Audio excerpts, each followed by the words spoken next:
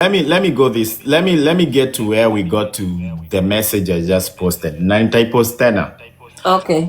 I I'm not gonna talk about anything between me and Uyo Mama because I don't want to talk about it because there's things behind that I want to talk about. But I met her through. I'm gonna make this clear. I met this woman through Big Daddy. Mimi, I was very new to Big Daddy's platform. Mimi nilikuwa na hang out na akina Winnie C, akina Committed. We always stayed in our own box. Tulikuwa tunapatiana maland tukiwa kwa box yetu tukiwa watu kama 10. Play music, have shots, we drink, we have fun in weekends, and that was it. Then I came to know Big Daddy. And then I started going to his live. And that's when one day I can introduce called Mama anaitwa Minwoy. He introduced me. He's like, hey, bro. Oh, Mama. Like, I'm just calling Mama because me and I'm just going to, let me just address her as a woman. This woman that I met through Big Daddy. Big Daddy akaniambia, hey, this woman is in the airline industry. Let me make this clear. He did not say you work in the same company.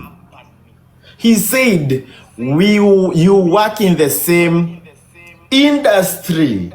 Ni kama wewe Diana nikuambie, wacha nikuintroduce kwa so and so, wewe unafanya Walmart, he works in the Walmart industry, in the grocery industry. That's generic. In airline industry in the US, there is about 15 different airlines that fly all over the world out of the US, based out of the US. Unaona? And that's why I was like, oh, okay, we are Kenyans. This person working in the same industry I am. Okay, sawa, cool. Mimi Big Daddy akaniambia, you guys should connect sometime. Akaniambia anaishi Florida. I was like, oh, I come to Florida sometime. Maybe one day. Mi sikuwa namjua. It was the first day. Akaniambia, maybe one day you guys will meet. Nikasema, okay, no worries. I've met so many people in this app. Outside the app, wenye wa Kenya wanaishi different states, and I've met with them, right? So that's how we connected. She sent me a message. I did not send her a message. She sent me a DM. Akaniambia, Steve, niaje, mimi ninaitwa Nancy, ni Big Daddy alituconnect, tulikuwa live moja. Hey, nipigie sometime, this is my number. On my God, on my kid, on my 8-year-old son, I took a month to call this person. He used to send me messages. And I was on a layover. I was actually at work and on a layover. Nikampigia, hey, I was like, I have 5 minutes. I called her. I was like, hey, niaje? Uko aje? Pole, I've been so busy. I haven't been able to call you. Akaniambia, oh, niani, it's okay. Nikamwambia mimi, I have 5 minutes. I gotta go to work. Niaje? Akaniambia, I used to work in the airline industry. I don't work there anymore because of A, B, C, and D, blah, blah, blah, blah, blah. Na mimi akaniuliza, what do you do? Nikamwambia, I work for this company. I do this, blah, blah, blah. I'm based out of here. Blah, blah, blah. Sweet and innocent story. Like, short and sweet. Innocent. Mimi sikuwahi fikiria huyu mtu anything past. Just somebody you met, like where you are just friends. I was like, okay, cool, done. Tukamalizana.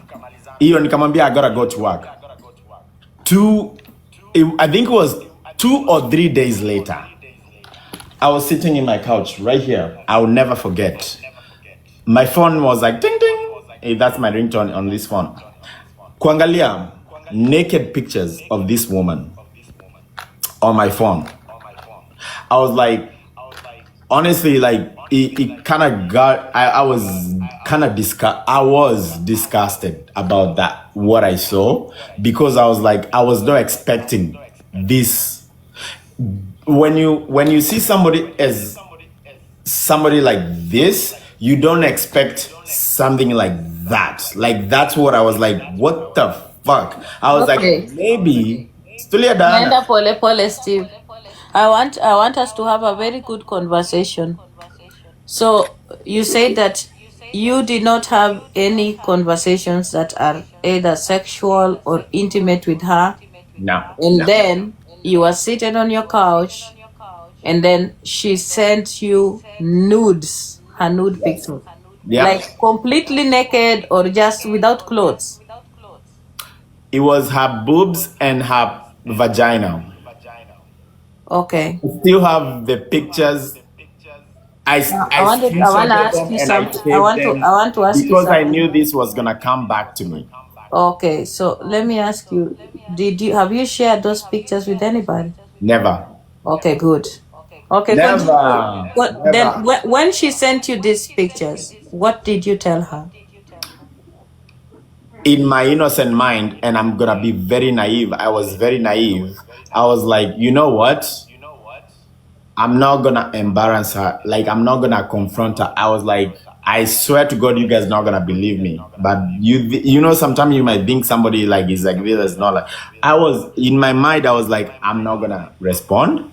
I saved those pictures because I knew this shit was gonna come to me. Something told me, and I saved them and I hid them in my. I hid them in my phone, and I deleted off my messages because it delete. Never said anything. 2 days later, she sent me 3 other pictures of 2 of her boobs na ingine amefanya hivi. Amepanua mguu. Yep. We ninge demonstrate lakini niko na mimba. So Hebu siwezi tuone. nikapanua mguu yangu sana. Okay. Oh, so alikuwa ameweka mguu juu akapiga ni kama. Yeah, hata nimemuona hapa. Like, I'm not gonna. It is like, okay. Don't even worry. I'm not. I'm The not. thing is, Really, let I'm me not tell gonna you, say Steve, lies. as long as you're not lying, I'm you're not. okay. And if So, I'm okay, lying, and I'm gonna tell you, Yeah. Minoy, if I'm lying, please sue me $1 million. If I'm lying to my God, Okay, fine. Okay, let's I would. continue. Then 3 days later, she sent you other It was news. about 2 or 3 days later. She sent me this different pictures, Mm-hmm. and I was like, okay, I gotta address this. So I went on my phone, nikamutumia text, and I told her, hey, I do not appreciate you sending me stuff like this. I have a 7-year-old, my son was 7-year-old then. I was like, I have a 7-year-old son who. Huh? Oh, I was like, I have a 7-year-old son who watches my phone. He plays on my phone sometime. Please don't send me stuff like this. Period. Akasema, sawa, pole. We left it like that. You texted her. I did. Okay, and you have those texts. Hey, mi ni kama Mungu aliliambia tu akaliambia, please save this shit because it might come back to you. I don't know what to be or anything because sema tu acha ni save. Okay, good. Alafu? I was like, okay, pole, you know what? It's done. That's where our animosity started. So at what point did the animosity start? What triggered the animosity? And it started when Yenny based our Big Daddy, very, very, very good friends with Big Daddy. She used to go to Big Daddy's live, and you guys know, what would she do on Big Daddy's live? I remember she used to. I remember she used to sit on Big Daddy. Okay, first of all, guys, let me make this clear, because I think there are some of you wanakuja kwa comment section na hawaelewi.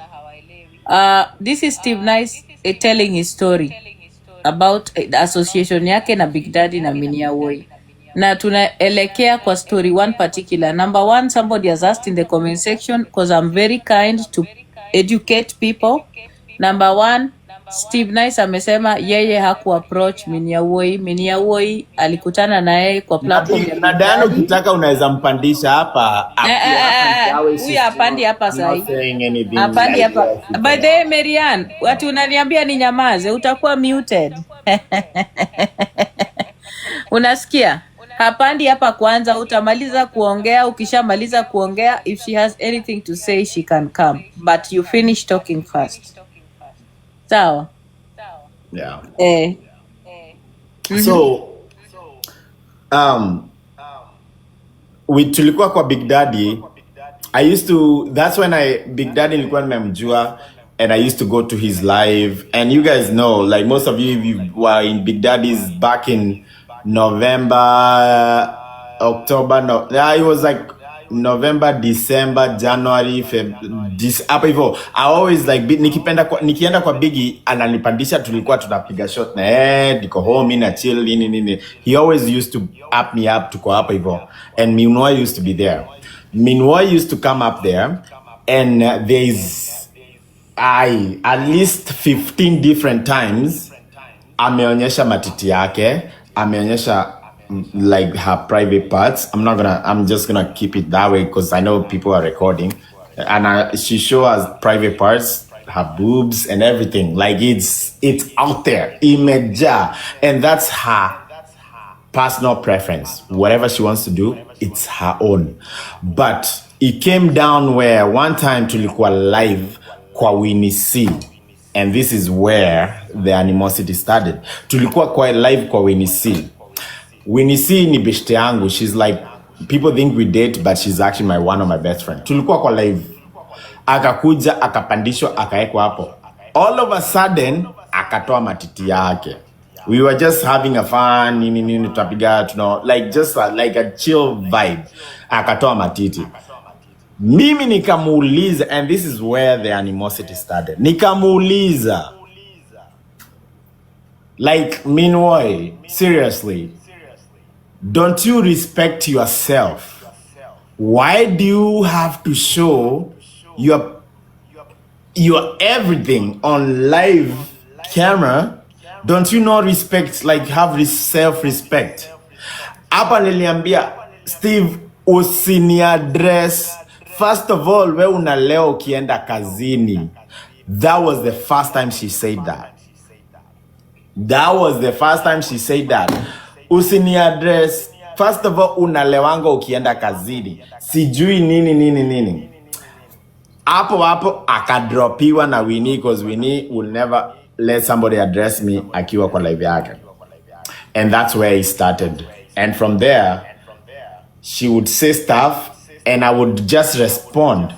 Akaanza kusema, Steve, sijui wewe unakunywanga, sijui unaenda kazi umelewa, sijui nini, sijui ati layover yenyu mkiwa Mexico ati it's 10 hours. Meanwhile, you have no idea. Like you think you know me, but you have zero. Like I swear to you, you have zero knowledge of me or my work or how my rules work.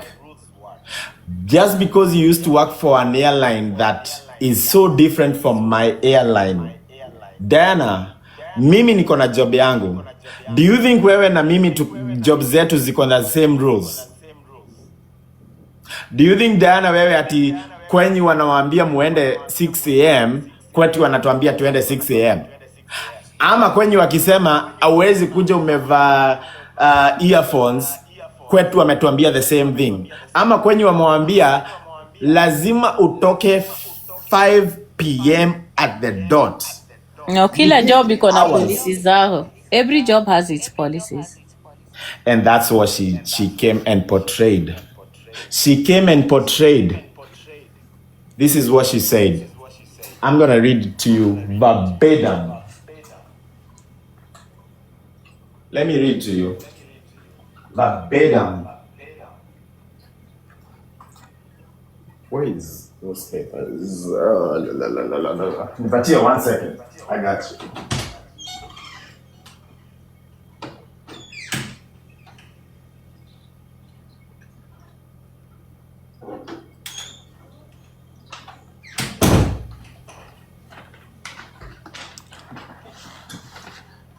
And this is, I'm just,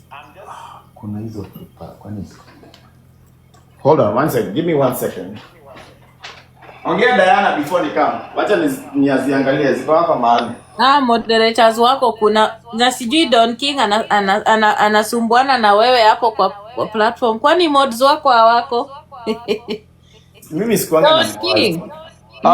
Matiti 16 unasumbuana na Steve kwa nini hapo kwa comment section? Don King, guys, why can't we just be chilled on the comment section and we listen to what nani nini? Nani anasema kitu? Don King anabrutana na wewe hapa kwa comment section. Manini? Matiti 16. Sijui shida ina nini bana. Basi si ukae tu pole kama unataka kwa platform. You don't need to. Wachana yeye. You know what? You are using your own data to come here, listen to me and unitukane kwa live yangu. Kama umekuja kunitukana kwa live yangu, think of it. Think about it. Unatumia data yako kutukana mtu kwa live yake. Who's losing at that point? Twende, don't be distracted. Achana naye. Twende. Aya. Let me read it to you. Yeah, listen. Yes. This is a letter. In the airline industry, we have it's in the United States. Each job, Diana pia kwako job, everybody in the US, each job has a hotline. It's called a hotline, where you can call and make a concern, like make basically like unaweza piga simu useme kitu umeona like it's like need to be addressed. Like inaweza kuwa ni kama tuende tuseme umeenda a grocery store and umeona huku hivi kila saa naenda huku maji imemwagika chini, watu wanaweza umia. You can call this hotline and be like, hey, niaje, there is always water on aisle 7. Same thing, you can go to a law firm, you can go to anywhere. There is always, ni kama ile kitu naweza jaza, how did we do, what can we do better, what's your concern. In the airline industry, we have something called a hotline. Anybody can call a phone, apige simu hivi. Kwani kumendaje? Mtu ametoa comments. Wewe uko na mods wako sijui wanafanya. Wewe mods, wewe nani wametoa? Mimi sioni, hata sioni kitu. Comments zimetolewa na moderator wako. Mimi sijui. Hebu rudisha work. Moderator, hebu acha mod wachana nazo zikatu hapa hivyo usitoe. Wacha waongee. Don't do that. Simuokae tu, muachane nazo mtu ongee. So this is what the reason why I'm not going to say how I knew about it and then this is the letter I got from people who license our license to fly. It was like, Dear Stephen, we have recently received a safety hotline report which allegates flying while intoxicated, smoking illicit drugs, and verbally abusing flight attendants. Based on this event, we find that additional information is necessary to determine whether you meet the medical standards for airman medical certificate. This is coming from the federal government. It's a letter from the federal government because people who from the FAA, because now the FAA had to write to you because of a safety concern. You are a pilot, you carry people, so that was like that had to be attended to. And especially because it's normal. People get that's a normal thing because you are responsible for the lives of people. So when somebody reports that you are endangering the lives of people, you will be told. So that's something. That is 100% okay. It's not against the rule.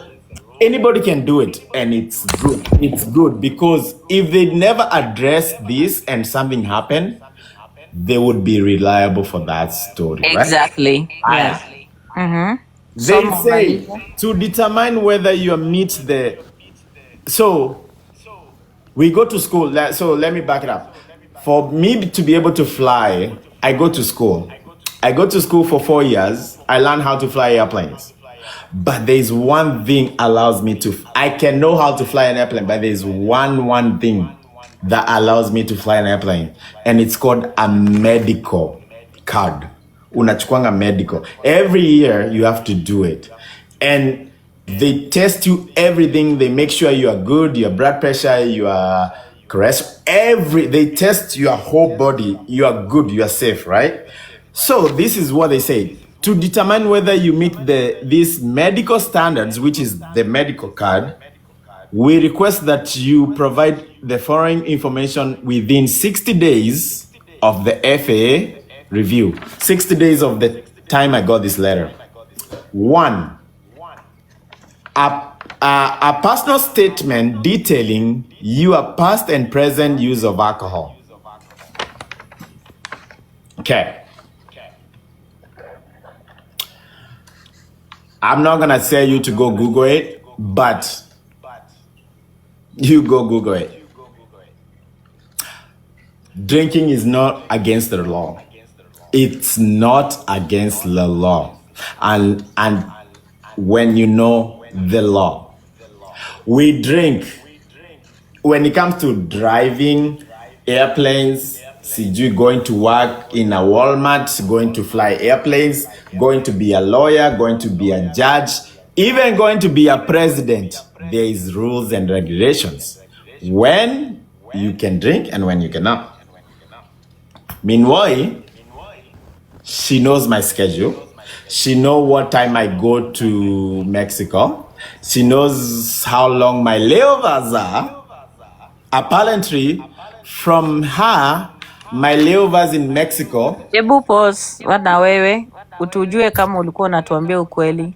How did Minyowoyi know your schedule? I She thought you does said not. that. No, but you Not. just said she knows your schedule. No, I said she thinks she knows my schedule. Alisema hivi, verbatim words, verbatim. She said, Steve Nice, na kuona unakunywa shot ukiwa Mexico. Mexico layovers are 10 hours and you are not supposed to drink within 12 hours. So if you are drinking, if I see you drinking, that means you are inaitwaje? You are disobeying the rule.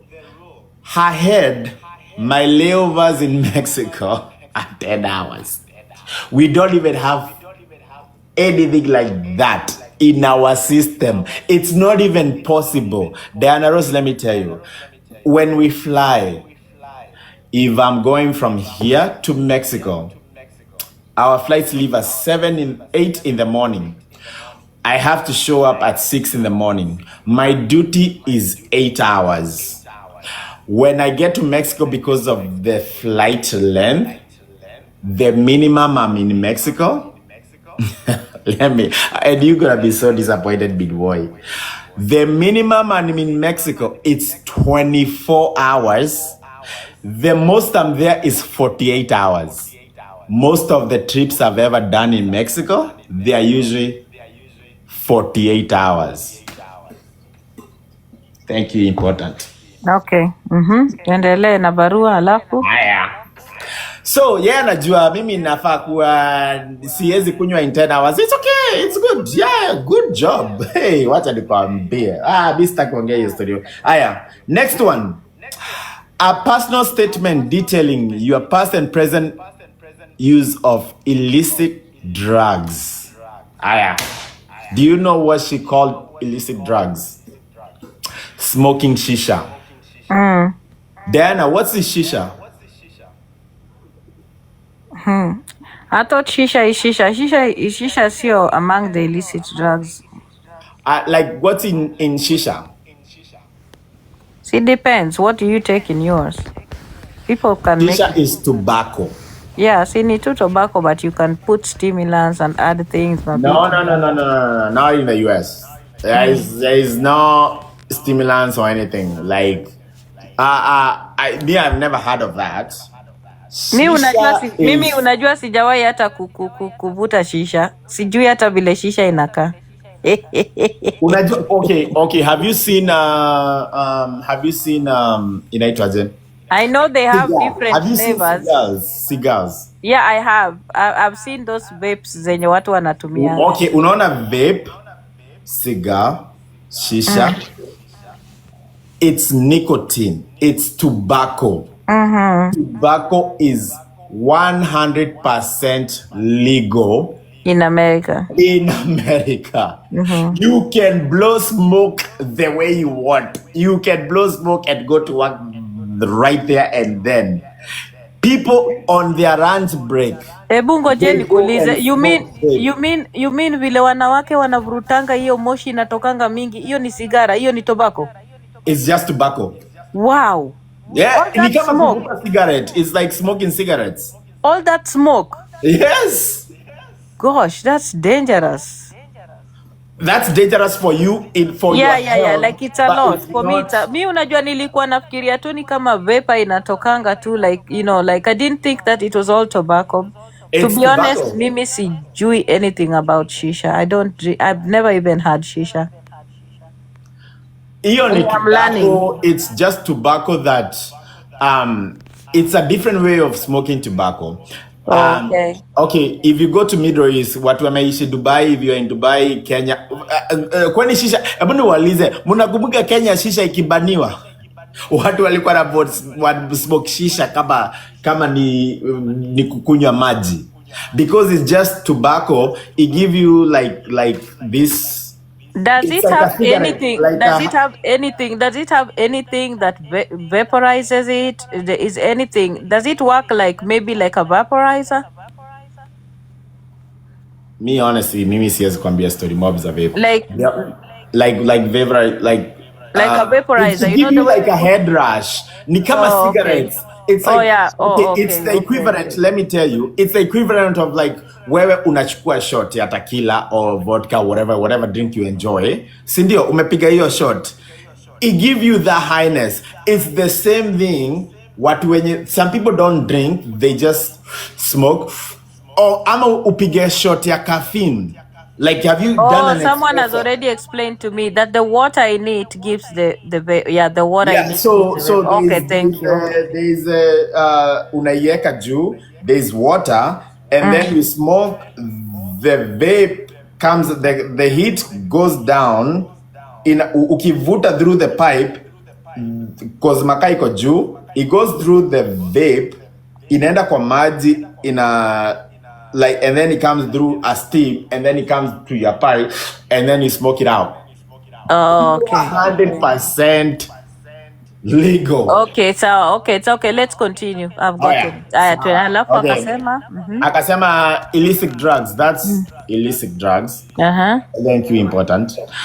And then the next one was a personal statement regarding the allegation of verbally abusing flight attendants. Kwani you abused flight attendants, Steve? You abused them where? You abused them on phone or on live kwa TikTok? Meanwhile, according to her, she's a flight attendant. And because I addressed her and I told her you should have self-respect, you should not be showing your... Wait.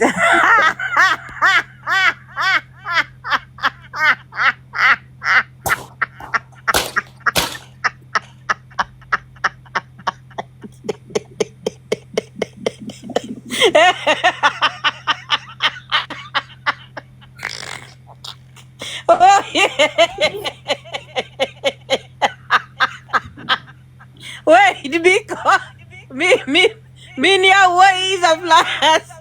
Wait, because I think I'm not, maybe I'm not getting it. So, because I'm gonna ask you a very stupid question, I'm sorry. So, wewe una flying na Minya Way works in your flight? Does she? We don't even work. I don't even know where she works, but she does not work Oh, for the okay. company So I she work did for. not fly with you. Never. She does not fly with Let me you. tell you, I've never met the woman in real life. So wait. So because she calls herself a flight attendant, na wewe mlikorofishana na yeye Yep. in one, so yeye akajirepresent hapo kama the flight attendant. Look what he says. Abuse flight attendant. Let me tell you, when it comes to federal government, when you give false information, alafu unajulikana we ni nani, it's a felony. Oh my God, is she okay? Hiyo tusiangalia. What the heck? What the heck? What the heck? What the heck? What the hell? Let me tell you, US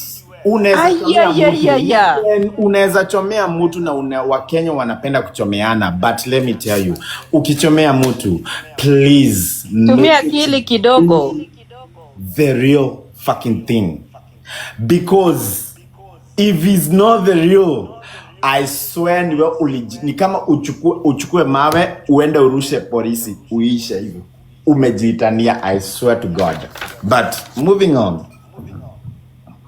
So they were like, hey, we need a personal statement regarding the allegation of verbally abusing flight attendants. I was like, I abuse flight attendants. Demwangu the flight attendants. I don't even know who I now abuse. My neighbors upstairs, they're flight attendants. I have at least 100 flight attendants on my phone. Like, we hang out. Hata tulikuwa nao leo, tulikuwa tunacheza golf now.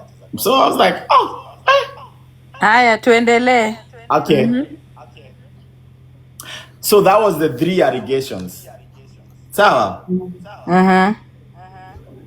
Those was. I was like, okay, it's okay. She did a safety concern. Yes. Mali alijichomea. A hotline is a phone where it's anonymous. Anybody can report you without knowing who did. Now I can find investigation without knowing who did it, right? Because it's anonymous. Let me tell you what she did. Na nitakwambia hapa me because I like it's you came in here and said. So what she did, she went, reported me for those allegations, right? Alafu akakuja live. When you report this, I've never even had anybody get reported, but I guess that's the process. Ukienda report, they give you a reference number, confirmation number. She came on live. Akasema, wacha nikuambie nyinyi guys. Acha kwanza niweke hii kitu. Huyu Steve, nice. Kiparango, tu sijui nini. Nimemreport kazi yake ni kuvuta smoke, blowing smoke, drinking when layovers, when he's supposed to be sleeping and he's drinking over there, and all of a sudden, and abusing. I just reported him to the FAA, and I even have a reference number, and I even have this. He should be contacted by the FAA very soon. Ukajingisha box. Right there. Now, you sold yourself. You told me who reported me. You, yourself, and I. Na ukaonyesha reference number. Ai, usiwahi fanya kitu live because people are recording and people share stuff. Ukajiuza.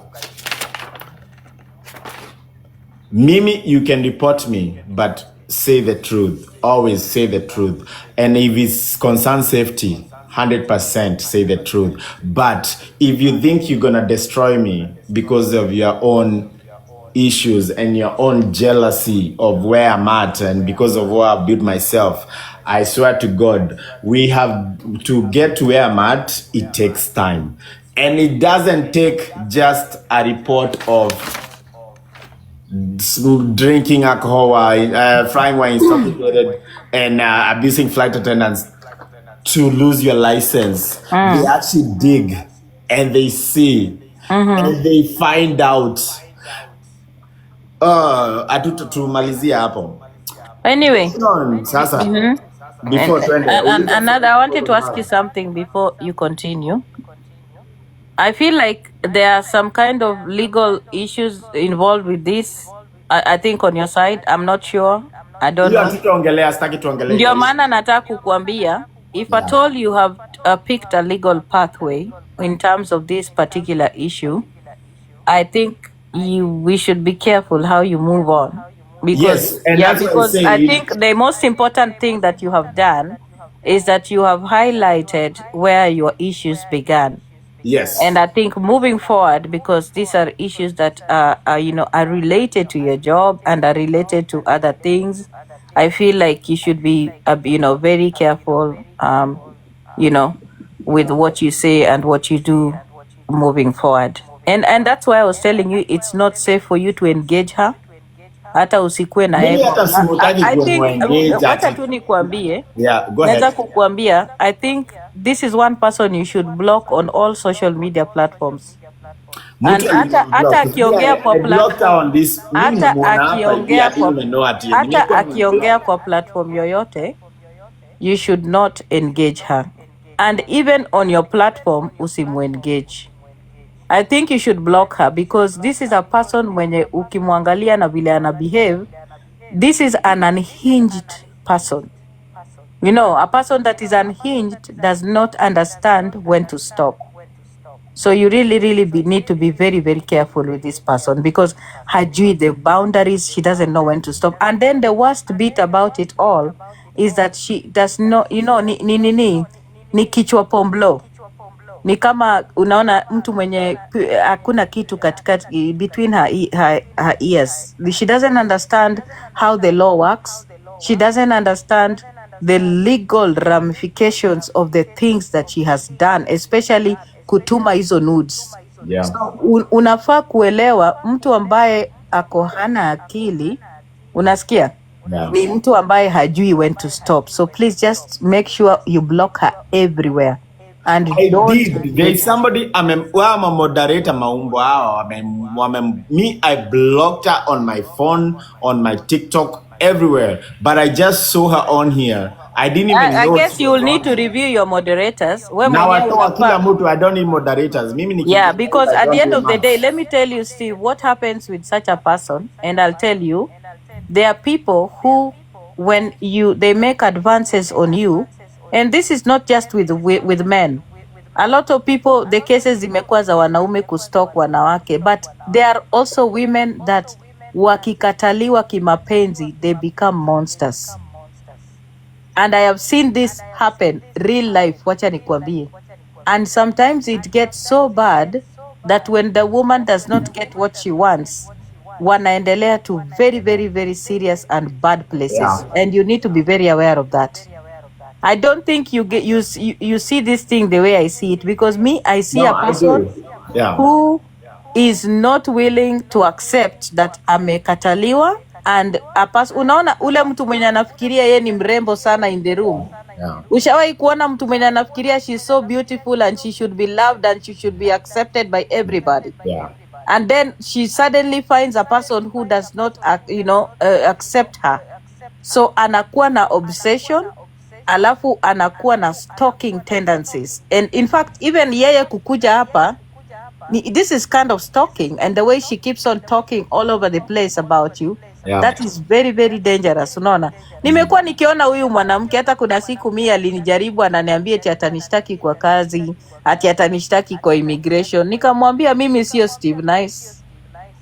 Alipigia hadi watu, alipigia watu. Mimi niko na kuma ya chuma. Mimi kuma yangu ni ya chuma. Mimi hata wanawake wangapi wamenijaribu hapa Amerika ati kunishtaki immigration na nini. Mimi, you don't come for me like that. Kwanza kama we ni kichwa pomblo, hauna akili. Mimi ukinikujia. Na remember, she comes for Diana Ross na amekuwa akitroll, akiongeaongea, akinitusi sijui eti nimetombwa na wanaume Maryland. I've never responded because I know what she's looking for. Yeah. Yeah, don't tap into that energy. Like unajua ukishajua mtu mwenye ni kichwa pomblo, unasonga kando. unamwacha unajua anatingiza hiyo kichwa yake kama gololi itingike huko ndani, alafu basi you just need to block her out of the spaces. I am, and if moderator ukimwona mblock, I don't know who manze, nilikuwa nimemblock everywhere. I don't even talk to her. So nilikuwa I don't talk to her.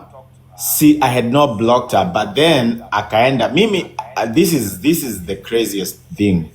Mimi na my son. I have one. First of all, this woman thinks she knows me. Anasema Steve Nice na watoto wake na akona bibi. Me, I don't have a wife. I do not. I used to be married. I was married for 11 years until 2019. I'm not married anymore. I have a son. Me and my ex, we are like this. We are best friends, but we are not married. Ako huku Steve Nice na watoto, sijui ako na watoto 4. Sijui nini. Alafu she just addresses me with false allegations, which basically I'm like, what the fuck are you even talking about? Unaona? So me, I did not block her, but I cut communications. Nikamkuta I took my son and my niece and nephew, tulikuwa tumeenda like this kids arcade game, walikuwa like jumping bouncing castles, right? So tuko huko hivyo, nikaingia live ya Menace. Mimi niko tu, unajua wana jump jump, mimi niko tu nimechill huko, nimeangalia, nimechill. Nikaingia TikTok, nikaona Menace ko live, nikakaa tu hapo hivyo. Akaingia, she start addressing me.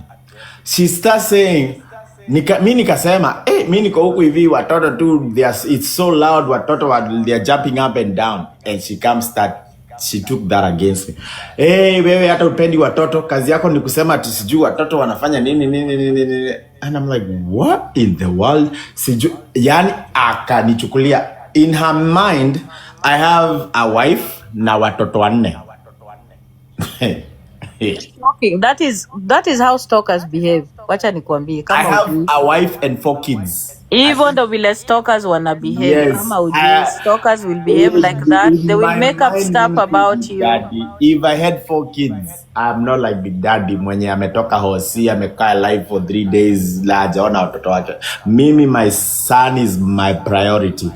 Before I open this live, my son is my... Sahi akinipigia, sahi niona hii simu ikilia, hii live inaanguka. Because he's my priority. The one and only, and I'll never have another one. That's my main guy. That's my son. Unaona? Because so history ya kusema ati Steve na watoto na ati na bibi na watoto 4. I bet like seriously, like you embarrass yourself. Like I don't know why. Like what did I do to you? What did I do to you to come at me like that? Huyo achana na yeye. Let me tell you, Steve. Huyo, can you open and shut and do what you need to do behind the scenes? Don't even address her. I'm telling you. Aya, sawa, tusitamuaddress. Usimuaddress hata ukisikia acha nikwambie, ukisikia kikuongelelea mahali, don't even respond. Yeah, I'm not. But Just let me go alone. to now what happened, how Mimi and Biggie, huyu kiparangoto, how we came to mimi nikampiga block ya mkundu. Biggie, he knows this whole thing happened. Me meet through, and I don't blame him for meeting me. I'll introduce, like, as a normal person, how you can introduce your friend to your friend, right? What happened was 2 days ago, not yesterday, the day before yesterday, I called Biggie. Nikaambia Biggie, hey, niaje bro, can you go back to when I met this woman on your live? Nikamwambia, and listen to this carefully, because Biggie aladanganya. I told him, bisikuwa najua, mimi nilikuwa nimekaa pale kwa couch, nampigia simu because I was doing a report. And nikampigia simu kama, hey, niaje? Hey, uko aje? Hata nilimuuliza, umemaliza kuaddress watu? Because alikuwa ameaddress watu in the morning akiaddress Nyako. Alafu akaniambia, hapana, hata nataka nimesahau kitu, narudi live. Nikamwambia, okay. Nikamuuliza, ukipata time, can you do this? go on your live, go back to November, October, November, Apple. I want you to send me the download of live ya hiyo siku when I met this woman, because when I'm doing my report, I want to show when I met her and how I met this woman. Na nikamwambia, I think that day alikuwa amevaa ile dress yake ya red. Big Daddy, as a stupid man, he never mutes, and he does that on purpose. I came to find out. Watu walikuwa nanisikia, wajui wanasikia what I'm talking because ameniweka speakerphone na ameweka hivi. Watu walisikia, but they did not hear everything. They had bits and pieces of what I said. Unaona? Mimi akaniambia, okay sawa, nikitoka live, akaniambia, hata nakumbuka, umesema hiyo dress red. I actually remember, I think alinitumianga kitu hiyo siku. Nikamwambia, ukipata, please download that live, send me that live, because I want to crop it where you introduced us, so where like when I do my report, I can show where this is how we met. Hey Steve, huyu anaitwa huyu, we met on a live with over 1,000 people. Sawa. Biggie, hiyo story kaisha. Mimi nikapigwa na beshi yangu akaniambia, unajua Big Daddy alikuwa amekuweka speakerphone, tumesikia venye umemuuliza. Nikamuuliza, kwani Biggie ako live? Aya, ako live. Nikaingia na studio yangu pup, kuangalia, nikaona Minoi ameandika, Steve wewe sijui nini, if you have anything to if you want to ask me anything, come talk to me. Me, I never addressed her or anything. Nikapigia Biggie tena nikamuuliza, what the fuck bro? Would you not just mute me? Why would you put me on speakerphone when I'm asking you like stuff? Umenieka watu wanasikia stories zenye nakuambia. If it wasn't even something hata it's okay, by the way, like people heard it because I was not talking shit about her. I was not addressing her. I was just saying, hey bro, send me the live yenye ulikuwa. The good thing about my phone records everything. It's okay. So me, I'm not too worried. I record, my phone will record, and you get to know people. You have to push record before you call them because kinaweza kuja kikurame. Sawa. Biggie nikampasha aka hang up. Aya, hiyo story aka hang up nikamwacha. Whatever, fuck you man. Then mimi nimeka couch akapandisha. Sonkei alikuwa huko. I guess alikuwa huko. Mimi nikapigiwa simu na beshte yangu. Akaniambia, ebu enda kwa Big Daddy, uzum Big Daddy, Sonkei yako huko anaongea stories zenyu, sijui mkiwa sijui ati ulinyonya matiti. Nikaenda na sudo tena. Nikakuta Sonkei akisema, Biggie, sijui ati Biggie alikuwa amelala, ilikuwa mimi na Steve tumebaki, alafu sijui Steve akaninyonya matiti. Nikapigia Biggie right away. Nikamuuliza, bro, what the fuck? Dem anaongea story. She's spreading lies. You know it did not happen. Why are you letting her sit there and spread rumor like lies about me and you know it's not true? Akasema, first of all, dem nimemweka hapa hivi alinisema nilimbaka sijui nini, amekuja kuclear. And that's where I got to know Big Daddy just think about himself. He does not matter who else's name get trashed while his name is getting cleaned up. Unaona? He said, mimi nimemleta hapa hivi clear jina yangu, sijui nilimbaka sijui nini. Unataka nifanye nini?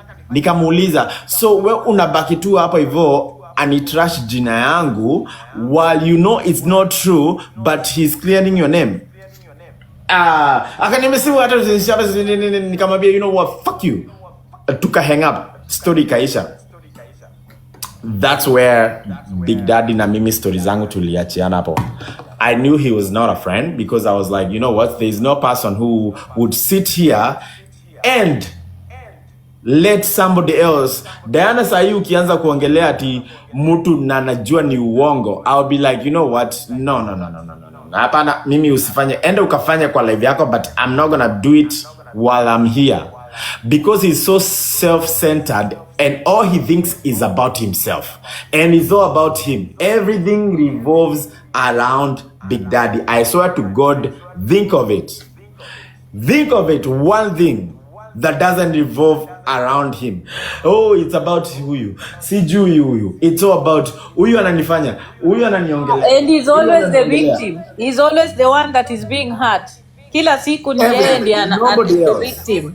Big Daddy is always the victim in every situation. He never takes responsibility for anything. Never. He will never take responsibility. But now that you have brought Sonkei up, I wanted to ask, and on a very serious note, because Sonkei came up with very serious allegations against Big Daddy. And I was wondering why and how this came about, and you were also mentioned. Was there a point where Big Daddy, wewe na Dama na Sonkei mlilala pamoja kwa nyumba moja? So, mimi nilikuwa home. Biggie anaishi, when he was here, he lives kind of far away, like 45 minutes. So he used to call me and be like, hey, manzes, he was so far. Mimi nilimpigia niaje uko aje, si hata nakupeleka tena mimi manze huko kumeboeka, cause ako me I live like 15 minutes from downtown Seattle. Biggie lives about 40 minutes from downtown Seattle. So ananiambia manze, unajua huko umeboeka, hebu nichukulie Uber nikuje tupige, at least nikuje huko, Dama ako job. I swear, namuuliza nipatie address, namchukulia Uber. I fucking take an Uber. Inani cost almost $80 from his house, inamuleta huku kwangu. Tunachukuana, that day tukaenda club ya Wakenya. Let me actually tell you this story.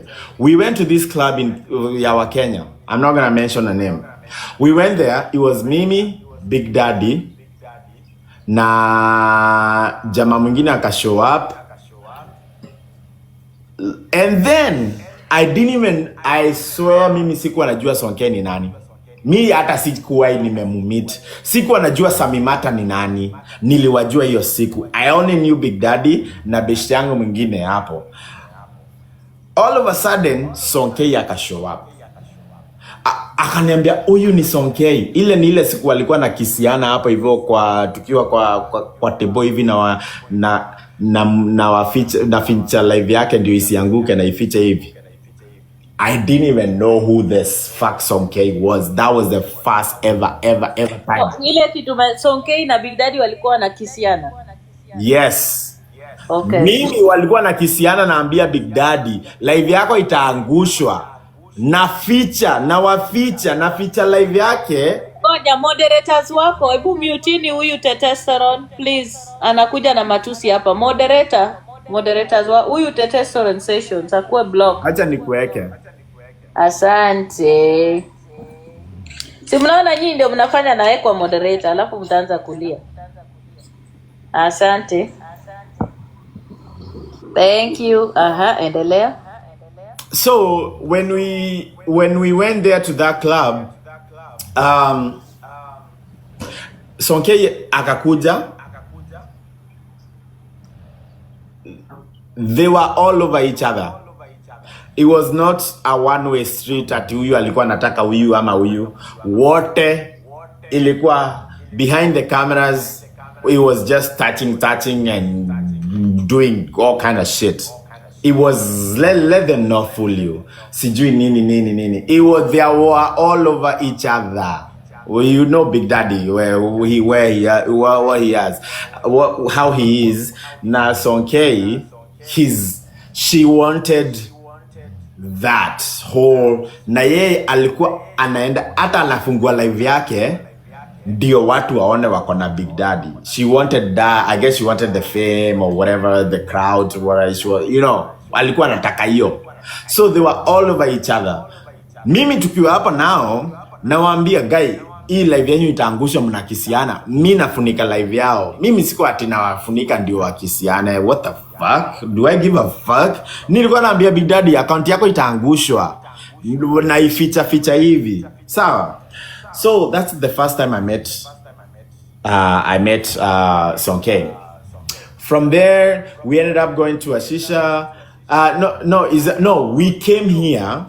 Afterwards, ikifungwa tukakuja home. Mimi nikamwambia Big Daddy was alikuwa best yangu. He was out of town. I've known the guy, do TikTok. Ameboeka huku Seattle. It's December. Nikamwambia kuja home. That was December 24th. I'll never forget. Ndio tulikuja hapa. Now, when we came here, tulienda live. Everything that happened on this house, it was on live. Tulikuwa na akina Geoffrey comedian na akina Daisy, wote walikuwa live. Hiyo story ati tulikuwa tumeka, we were actually sitting here. I was like Sonke, nikamdea. I was like, tulikuwa of course we were drunk. It was December. We were like, hey Sonke, I'm gonna dare you $50. Onyesha akina Geoffrey matiti yako. I joked about it. Akasema nipatie. Nilikuwa na cash. Nikasema ndio hii.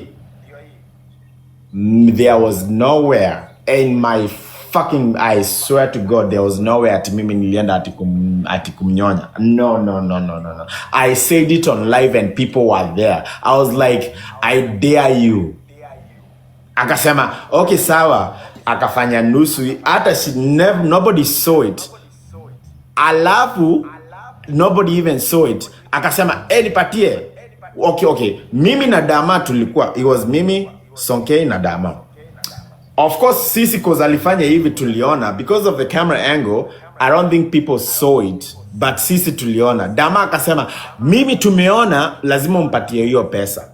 Ndio tuligombana, nikamwambia hapana si nini. But I ended up giving her the $50. But there was nothing to do at it tulinyonyana. It was never.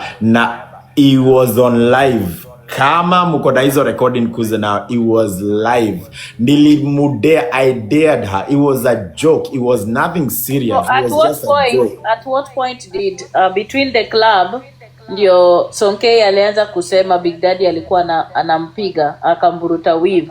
Hiyo story ilitoka wapi? Aya, so tukakuja hapa and then in the story, okay, to fast forward, we were here, Biggie akalala. Mnakumbuka hiyo story ati Biggie Dama akaenda akamweka kidole matako hivi, but he never did. He just went alimgonga tu na ngumi hivi, jamaa akaamuka. He never did like anything.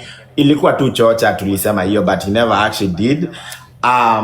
Alafu the reason why fast forward Dama na Biggie walikosana is because Sonke alikuja akasema ati venye hiyo siku Biggie na Dama ati walidinyana na wakavunja kitanda yangu. Kitanda yangu has never been broken, is never. Biggie was just sleeping because he was so tired, so he went lay down, but they never did anything. Unaona? That's why the fallout of Biggie na Dama ilikuja kwa Sonke alikuja kuspread rumors. Kusema ati walidinyana na wakavunja kitanda. While Biggie is just sitting there na hiyo kichwa yake imegongwa hapa hivi anasema ati unaona. But so that day we came here, we slept, and then the next day we woke up, and then when we woke up Sonke tukampeleka kwake. And she wanted to go out. See, tulikuwa tunaenda out again. She was like, oh, nipelekeni kwangu ni change. I'm gonna shower. We go out again. Let me tell you, Big Daddy alisema ati kazi yangu ni kumnunulia pombe. Ati kazi yangu ni kumuitia tu pombe. Can I tell you, I used to get Uber for Big Daddy venye alikuwa naishi North. Anakuja hapa ama tunaenda club. The most I've ever paid a bill for Big Daddy tukiwa club, it was $700. $700. I paid the bill. Unamsikia akisema ati kazi yangu ni kumunulia pombe. Tulikuwa tunaenda klabu, anakula, anakunywa, na mchukulia Uber kukuja hapa, alafu anataka nimchukulie Uber ya kwenda home. Namuuliza, bro nimespend $700, nimekulipia $100 $80 kukuja hapa, umelala kwangu, and you want me to fucking get you an Uber to go home? Are you serious? Like, wewe mwanaume mgani? Si hata wewe uchukue Uber go back to your house. Okay, yes, okay, I like to enjoy fun, but at least pia wewe contribute in this fucking equation. But to him, Steve kazi yake ni kunibaia tu pombe. Unaona? Kunibaia tu pombe. Alafu ananitumia Uber, lakini ati mimi nijitafutie kazi. Do you hear what the fuck that he talks about shit like that? Like, that's so dumb. I mean, so Sonke and Biggie, nothing ever happened. There was no atikubakwa. Nobody slept with anybody. Nobody tried to do anything. Sonke, I swear, I think Sonke, she thinks in her own world. And things that happen in her mind, she translates it on the outside. Like, vitu zinaweza fanyika kwa kichwa yake, and she thinks they actually happen in real life. There was nobody who tried to kumbaka. Biggie, wao walikuwa nashikana na nini, but that night in my house, nothing ever happened. Unaona? She's just that person who anaweza jiambia kitu, na she just like makes a story in her mind and she believes it. Same thing with Biggie. Big Daddy play the victim card.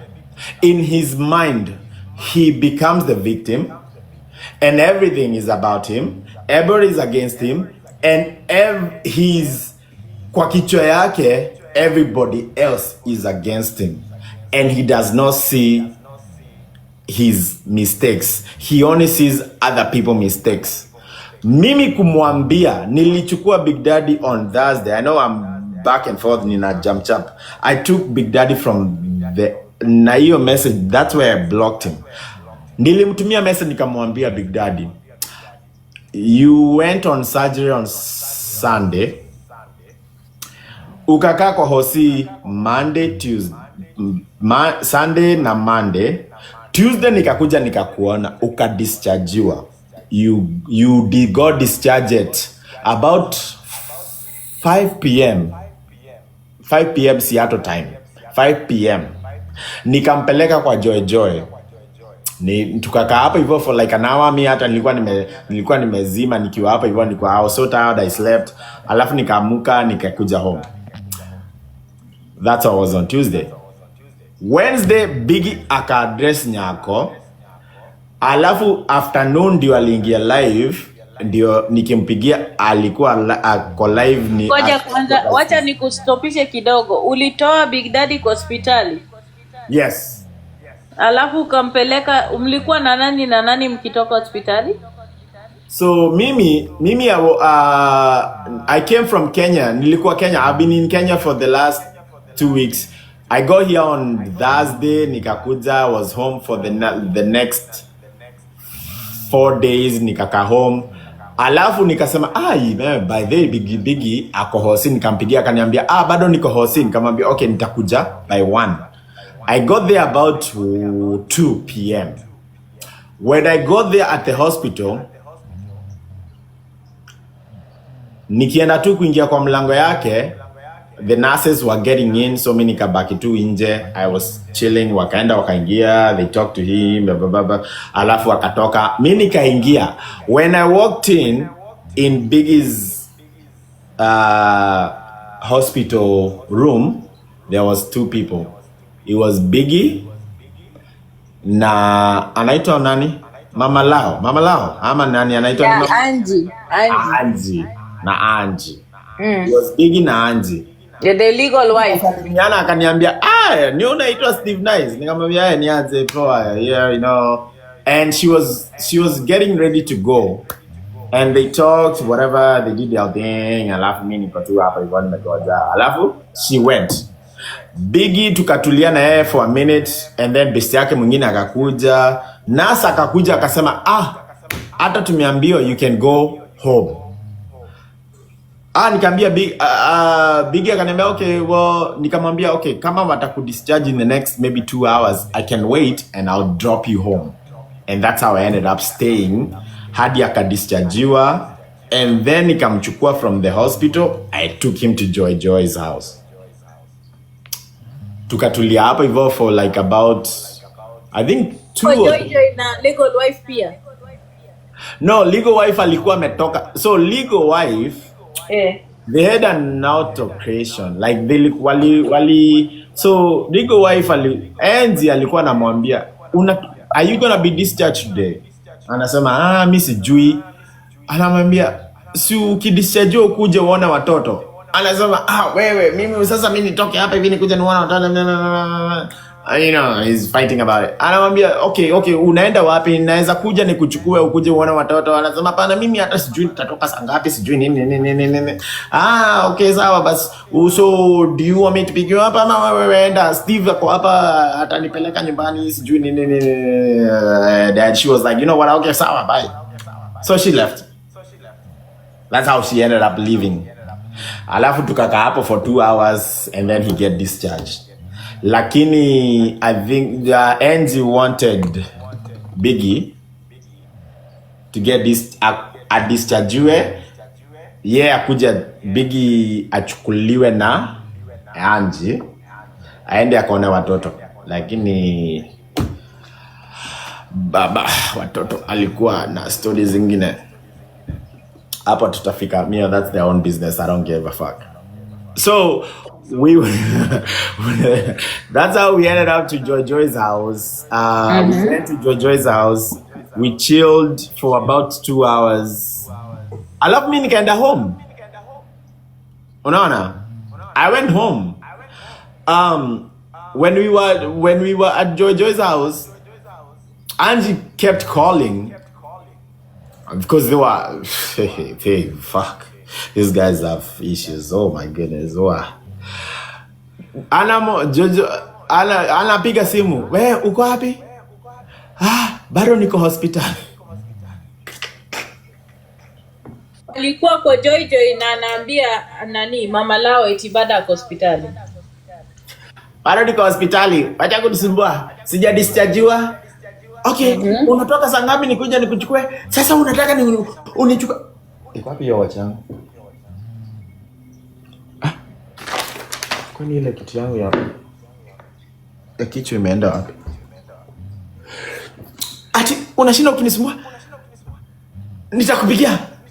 Sijatoka bado. Kumbe sisi tumewekelea miguu juu hivi. Tunakula kuku na mchele ya pilau.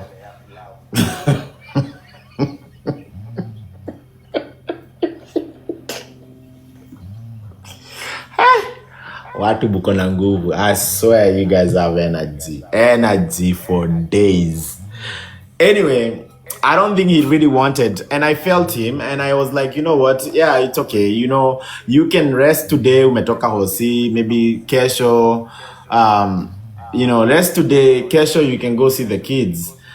I don't think Angie was very straightforward to where she was staying, because she was staying in one place, but she was actually staying in a different place.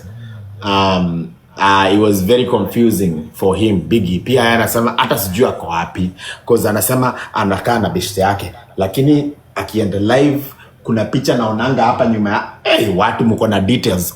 Sasa hivi mnaona ile mlango yangu, Biggie anajua kuna hiyo picha, anaona anaangalianga hivi na kicho, anasema hiyo picha, lakini ile beshte yake ana picha kama hiyo, anaona ile kitu ya blue sijaiona. Watu mko na details. Mimi nilikuwa nasikia vile nasema nitakuwa naingia nikiwa bafu. Sitawaitaka kuwa na denga. Yeah, she was not very specific where she was staying, because she said she was staying with a friend who they came from Florida to here, but really they were not. No, whatever. So mimi nikamwambia it's okay, you take a rest for the day. Kesho unaweza enda. The next day, that's when Biggie went on live, aka address Nyako. And then Afternoon ndio nilimpigia simu akaniambia hata nimesahau kitu niko nataka kuingia live nini, and that's when I was asking for the live recording, and then he was on live for about another 8 hours. That was on Wednesday. Thursday he was on live for another 8 hours, and that's when I sent him a message. That's when I got this message. I called him and I told him, when I asked him for the recording, for that recording ya live yake, nilikamuuliza, and this is Biggie, you need to clarify this because you are not telling the truth and don't paint a bad picture of me. I told you and I asked you, hey, can you do this? Mimi sijui dem ata ni nini. What did I do to her? Can you call her and ask her what did I do to her to get to this point where she has so much animosity towards me that ameenda job yangu kupatiana false information. I was like, I can be on the other line, nisikie tu anasema ndio nijue, like, did I provoke her? Did I do something? I did not say recorder or ati sijui. Never. But anyway, let me ask you, why would you want to listen to that? And you know very well you did nothing. You know very well that she sent you. That was just my curiosity. She sent you her nudes when you didn't ask her. You already know the origin of this issue. Why would you want Biggie to call so you can listen to what she says? Like, what was the end goal? Because you, as Steve, already know that animosity existed, and you know the genesis. Like, what was the purpose? I honestly, it was curiosity. I was like, did I wrong this person? Maybe nilikuwa nimelewa mahali nikamsema kitu sikuwa nakumbuka. Like, did I do something that triggered this woman to get to this point? It was seriously curiosity, and now thinking of it, it was so stupid. But I never wanted Atimini. Like, I don't need her to come. Like, I already know she's the one who reported. That's plenty of evidence.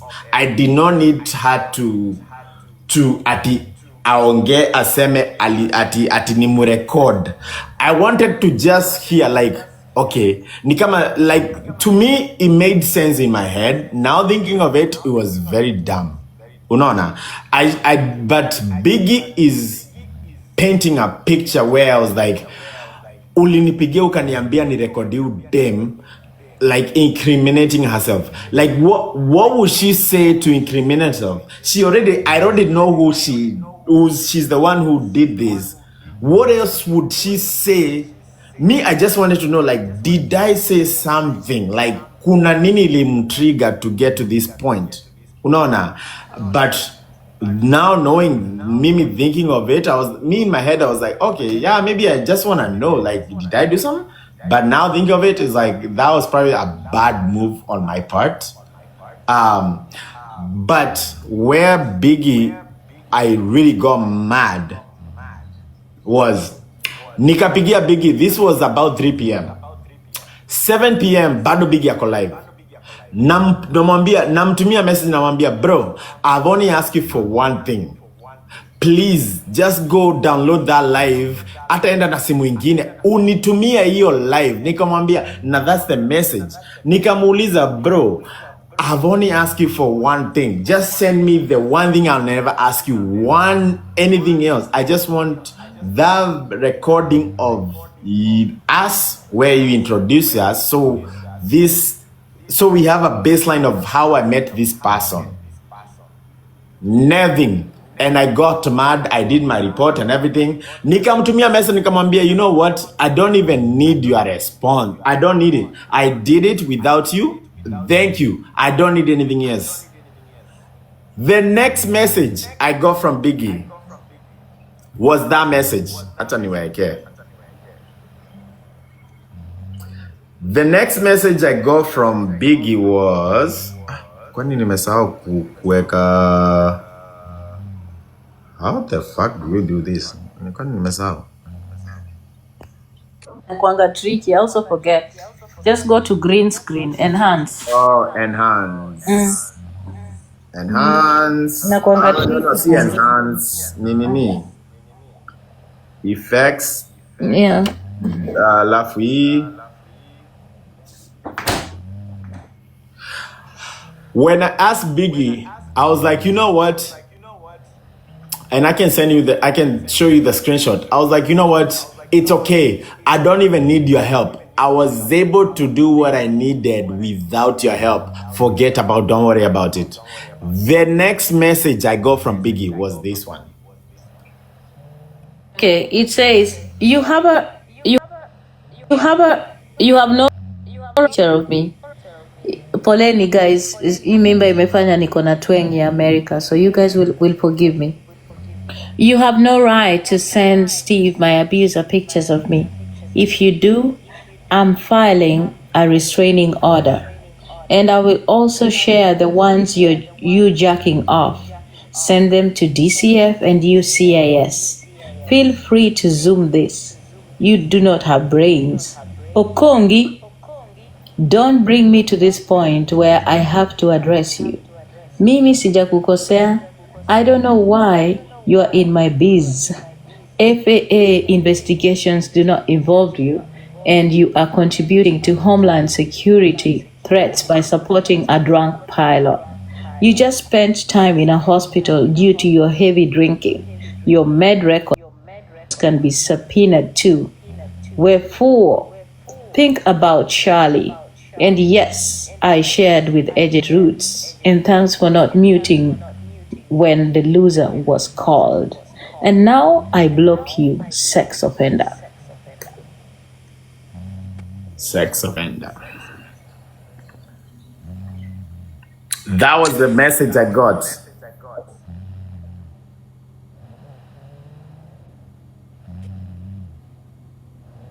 Yep.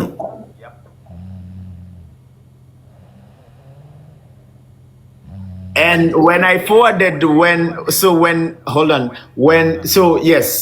he forwarded me that message, this is what I wrote back. I'm gonna go to Nini Ndioni screenshot and I come back. Give me one screenshot and I come back. Give me one screenshot and I come back. Give me one. If there's anybody that I know has no fear of the law in America, call him Big Daddy. Big Daddy, you can jack off with a woman in America. What the heck? Wait, what do people see in this man? What? You're not scared? Guy.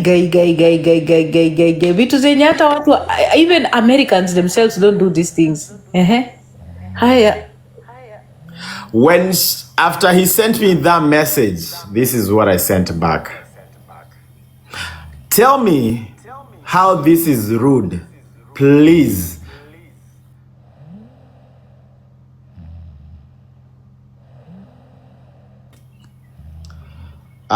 Shit. I need to condense. Hold on. I gotta condense it kidogo. 1 second.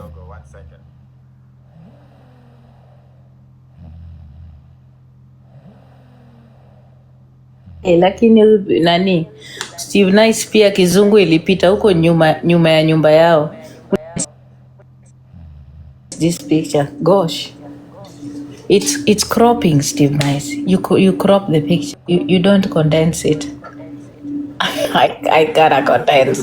Check it out.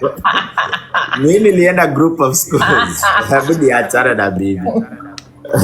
At least you know what I'm talking about. Itatokea. Soma tu what he said. Soma. Utasonga alafu some. I guess you can see it. So let me read what he says. Shit. Okay. I don't know if you guys are gonna hold on. Let me go back to this.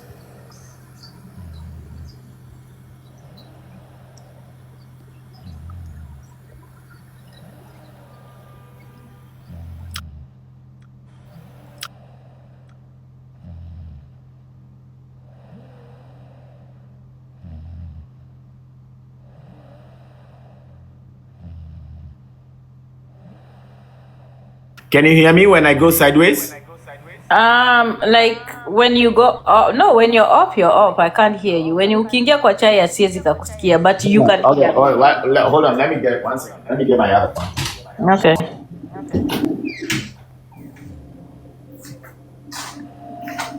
Kumbe ile kitu alikuwa anasema eti alipigia nani simu na akamuonesha nini, akamuonesha mboro yake ilikuwa ukweli.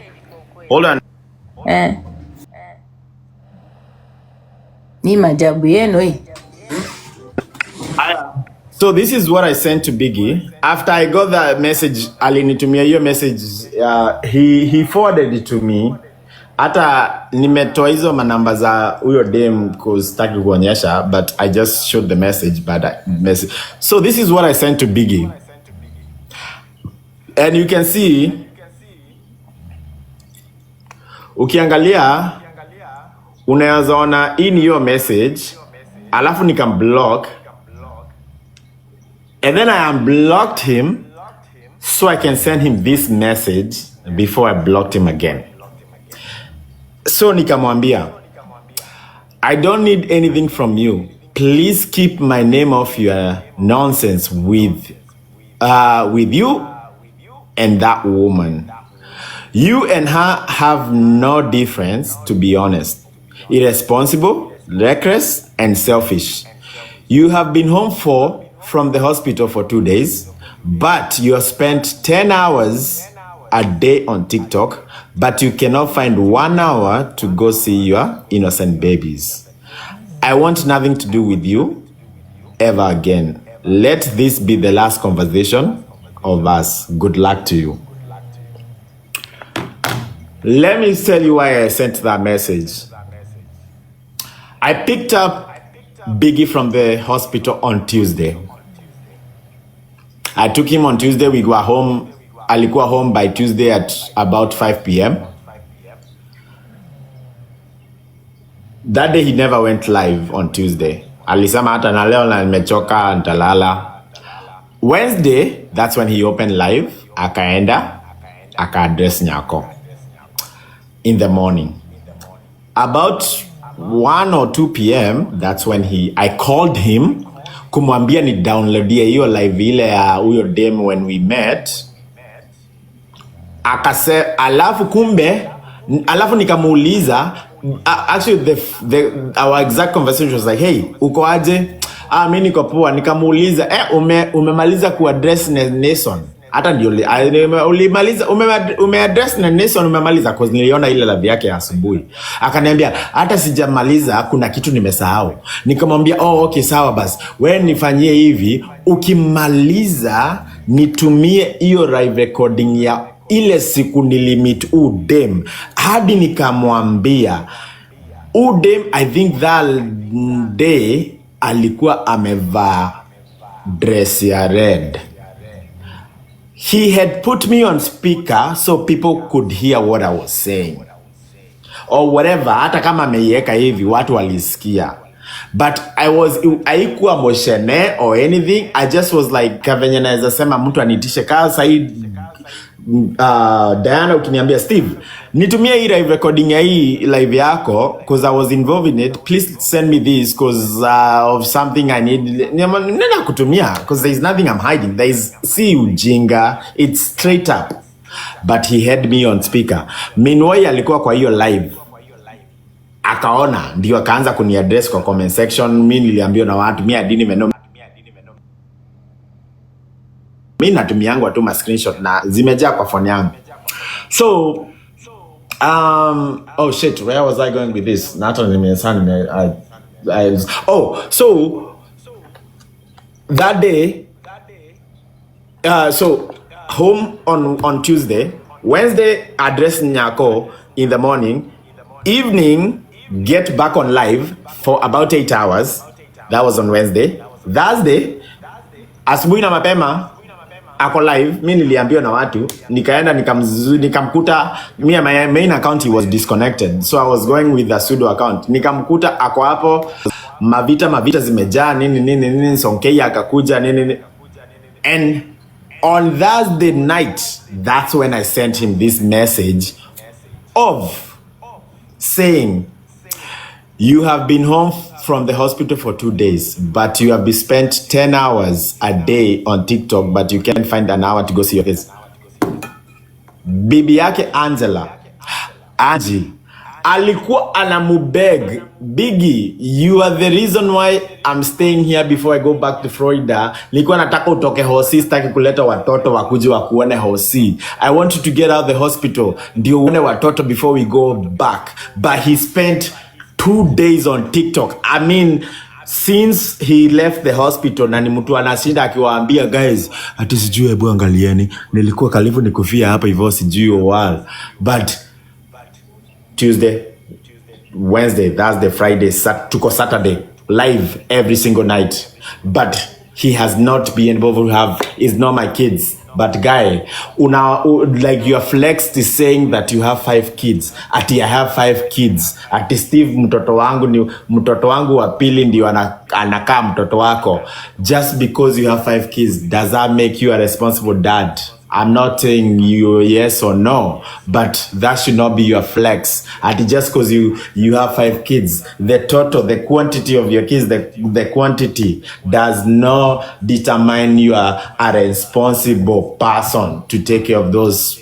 I'm not saying you, I'm just saying if I have 5 kids and I was not seeing them, I would not call myself, if the dads were like, watu wako na watotos mama, just because I have those, I would not be the first one to stand up, because that's not how it works. It's not just because of a name, it's because of you have responsibility. A responsibility. That child is an innocent child. Has nothing. They are innocent. Hawajui juu ama chini. Wewe ni juu na chini yao. But I swear to God, na ndio nimewaambia watu ni nyinyi muna hii TikTok, you don't like telling each other the truth, and you like lying to each other, guys. You like lying to each other. Tell each other the truth. But you also have to admit that at some point you played a role in enabling Big Daddy's behavior, because you decided to buy alcohol for a man when you're that old with all those kids without a job, and you were buying him alcohol for $700. At some point, when you are also holding Big Daddy accountable, you also have to accept that there are some people in his circle, including you, that enabled his behavior, you know? Yeah. And then he's where he is because there are so many people enabling Big Daddy. People like you, people like Alwatch, people like Sonkei, people like Joy. These are the women that have enabled Big Daddy. That is why he is where he is. Kama sahi Joy amekaa na Big Daddy kwa nyumba. Si ako kwa nyumba ya Joy. How embarrassing is that?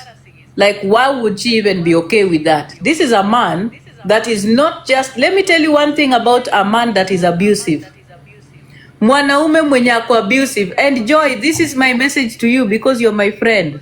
Mwanaume mwenye anaweza tusi mwanamke mwingine, anaweza kadhalilisha mwanamke mwingine, hata wewe atakuja kukudhalilisha. I'm telling you, ile siku Big Daddy atakuja hapa kutoa Joy manguo. Aya, let us wait and you'll see. Because this is a man who does not want to be responsible for anything. He does not want to be responsible for anything or accountable for anything.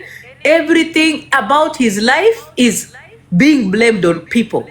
Kila kitu ya Big Daddy ni watu wamemfanyia. Watu ndio wamefanya amefika pali yuko. Watu ndio wamemharibia. Watu ndio wataki afanye kazi. Watu hata hizo mimba zenye amepatia wanawake ni watu ndio wamefanya amewapatia mimba.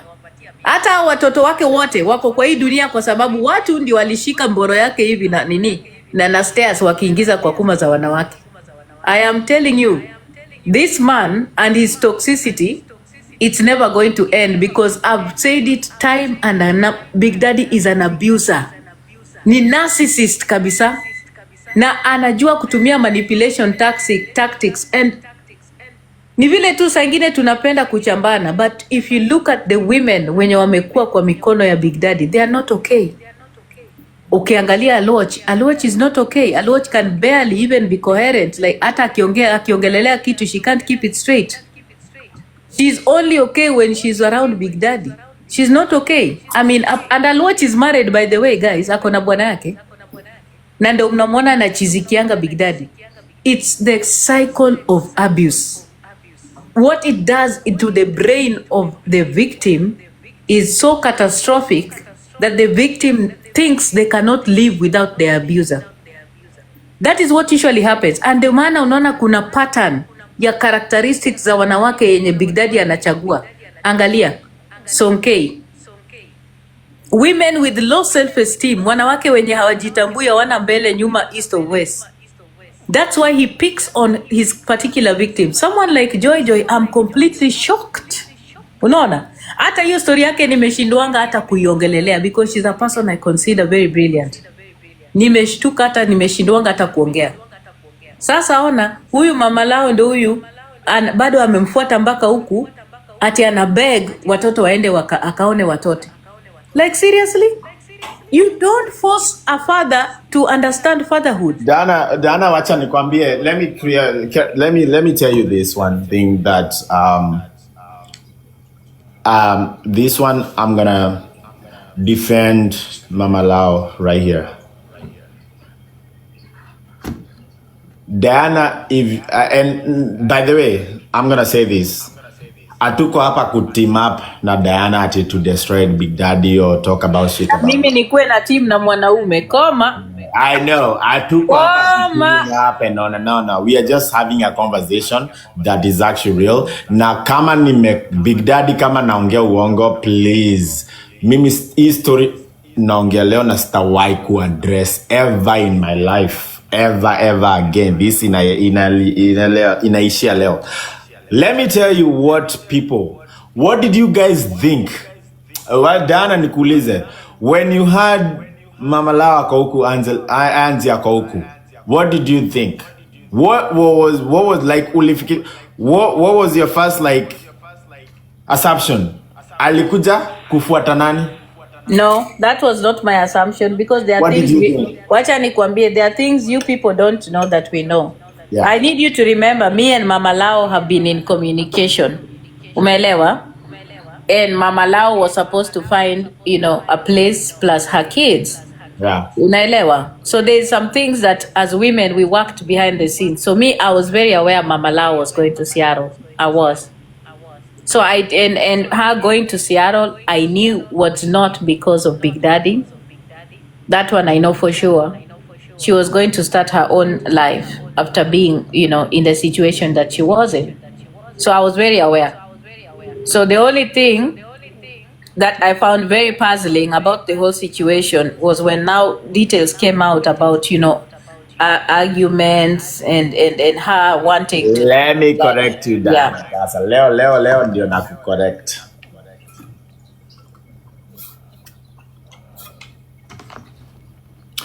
Hello. Mama. Hello? Hi, ni Biggie. Uko aje? Niko poa. Manze mimi nimelazwa hospitali. Na unajua naweza kufa any time. Na unajua bado tuko married. Sasa unakufa na hata hujaona watoto, ndio nimekuja huku. Unakuja na watoto. Nataka uwe power of attorney. Ukuja huku hivi as soon as you can. Nikuje na watoto ama nilete watoto kwa Aki usiongee hivyo Big. Aki please usiongee hivyo. Kama utachukua train. Steve Nice wewe ni mjinga kumbavu kabisa. Sasa tuko kwa simu na afu nacheka. What's wrong with you? Mwanaume nini bana? Koma. Big Daddy alipigia Angie. Akamwambia kuja Washington. I want you in case of any medical decisions. I want you to be my power of attorney. Angie was not to come to Washington. She came because Biggie called her, told her, I need you right now to come and make decisions. When Biggie was in operation room, and akirecover kule hivyo amepigwa anesthesia and everything, the doc called Anzi, hey, Bonako ametoka operation, ako stable, sahi ako PCU, he's gonna be going to ICU very soon. Mumeambiwa ati huyu mwanamke sijui amekuja kutoka Florida, amenifuata huku hivi, hata sijui alikuja lini, hata sikuwa najua. Behind the scene. Hey. What happened to the other power of attorney? I'm the PA! I'm the PA! So what happened? How did she show up? Because this is where I want to understand what's happening. Because the POA also was in Seattle at this time. I'm the POA, I've just arrived. Sasa wacha nikwambie, nilisikiza live ya Angie. Anaitwa Angie ama Angela? Angie. Angie. Kiki the boss alikuja na akadanganya hii live. Alisema mimi ati ni mimi niliambia Angie. So, okay, they are still legally married. What happened is they went file a divorce, they took it to court, but they never showed up to court. They both did not show up. Yes, so the thing, the marriage which atiwali nini basically got thrown. Maumbwa, amutaki kudivorciana, sawa, bye, and then kujeni siku ingine. Still legally married. Biggie calls the ex, the wife, which is the wife, come, kuja Washington. Mimi niko hospitali, nataka kufa very soon, but I want you to be the power of attorney. You can make decision on my medical bills and whatever decisions. Akakuja when I'll watch baada kwa hapo chini kwa comment section. I'll watch baada kwa hapa kwa comment section ama ameenda. Nyaugenya kagere. Acha niwaambie. What he said I'm not gonna. If you don't know, that's what they call me a loach. If you don't know, you don't know. I'm not gonna tell you. But why do you make this woman your POA and have traveled all the way? Why? You cannot do that. Unacceptable. I'm a smart woman. You can't do this to me. I can't accept this. This is wrong. This is wrong, guys. This is wrong. This is America. This is the United States of America. What I could do, I swear, I always nifanya niwe serious. But that's the whole thing. Like watu wanasema ati she was foreign the Sijumbujulus or anything. She actually came because she came because she was called to come. Like she was coming to... your story is not making sense to me because this lady... No, I'm just going to ask you. This lady came to Seattle after Big Daddy had gone through his procedure. She did not sign any paperwork. So how is she relevant after the procedure? Because if she was needed for him before surgery and she was not there before surgery, how then is she being relevant after surgery? You know, like sometimes some things you people say, you need to understand you're talking to people. No. Diana, like, okay, there was nothing that was needed for her to do. Basically, she could have stayed the whole time in Florida and not needed. There was no major decision that needed life and death decision where Biggie was out and needed a power of attorney. There was never, not even close to that. Unaona? Yeah. But what he did was, and this is this, Biggie had always told me, she should move here because there's jobs. Washington has very, very job opportunities, mostly for nurses. Hata kama ni LPN, BSN, like it's healthcare industry is booming here and they make money. So he always said like, hey, I would like her to come here because she can make good money. He never needed her. Like there was no decision where he was like incoherent, like I can make decisions. No. But alimwingisha box kumambia, kuja, I want you to come because just in case. Like you know. Hapo ndio nataka kucorrect uelewe ya kwamba Angie did not come to Seattle for Big Daddy. Unanisikia? That's the correction I need you to get. Because before Big Daddy went into surgery, Angie had already made plans to be in Seattle. And they had nothing to do with his sickness. They had everything to do with her livelihood and her opening a new chapter in her life. Because behind the scenes, there are people who are having conversations with her. There are people who are mobilizing and organizing stuff for her. So I think it was just a coincidence. And then another thing, one thing that I know he did, najua alikuwa anatumia situation yake ya ugonjwa to make these women, to blackmail them that he's kind of in a very bad place, anakufa or something. You remember he kept on saying that, oh, I've gone through a 3-hour surgery, 3-hour surgery. 3 hours, ilikuwa 45 minutes. People have been in surgery for over 12 hours, and no one has been sent panic attacks, So Big Daddy, I think he was just using the fact that he was in the hospital to make whoever he wanted to make feel like he's dying the next minute. You could see it even in the way his behavior. He comes to live, anataka kuexposia hiyo scar yake pale ameshoneshwa, aanze kuambia vile amekuwa huko ndani, he was in a bad place, unaona? Yeah. And yeah, that is what he was doing. He was just trying to whip up people's emotions. Kukuja na hiyo kichwa yake yenye ilikuwa sasa inakaa kama nini? Inaitwaje, pumpkin yenye imefinywa. Alikuwa anakuja sasa ndio watu waone huruma. Unaona, because I could see people like akina Cookie hapo. But Cookie ana Big Daddy, hiyo yote ni vile umeshonwa. Yes. I think wameweka cardboard hapa. This is serious.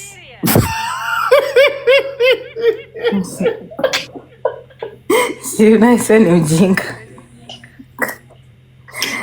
Oh God. Mimi nakumbuka wanawake wakipanda huko wakimwambia this is serious. Oh my God. Haki, we thank God. Haki, Mungu ni mwema, Mungu ni mkubwa. Oh my goodness. I respect, you know what, alafu anawaambia hapo, manze mimi ningekufa jo. Alafu biu by the way bali nilicheka, alisema guys, acha niwaambie kuna watu tuliingia nao hiyo operation room na hawakutoka.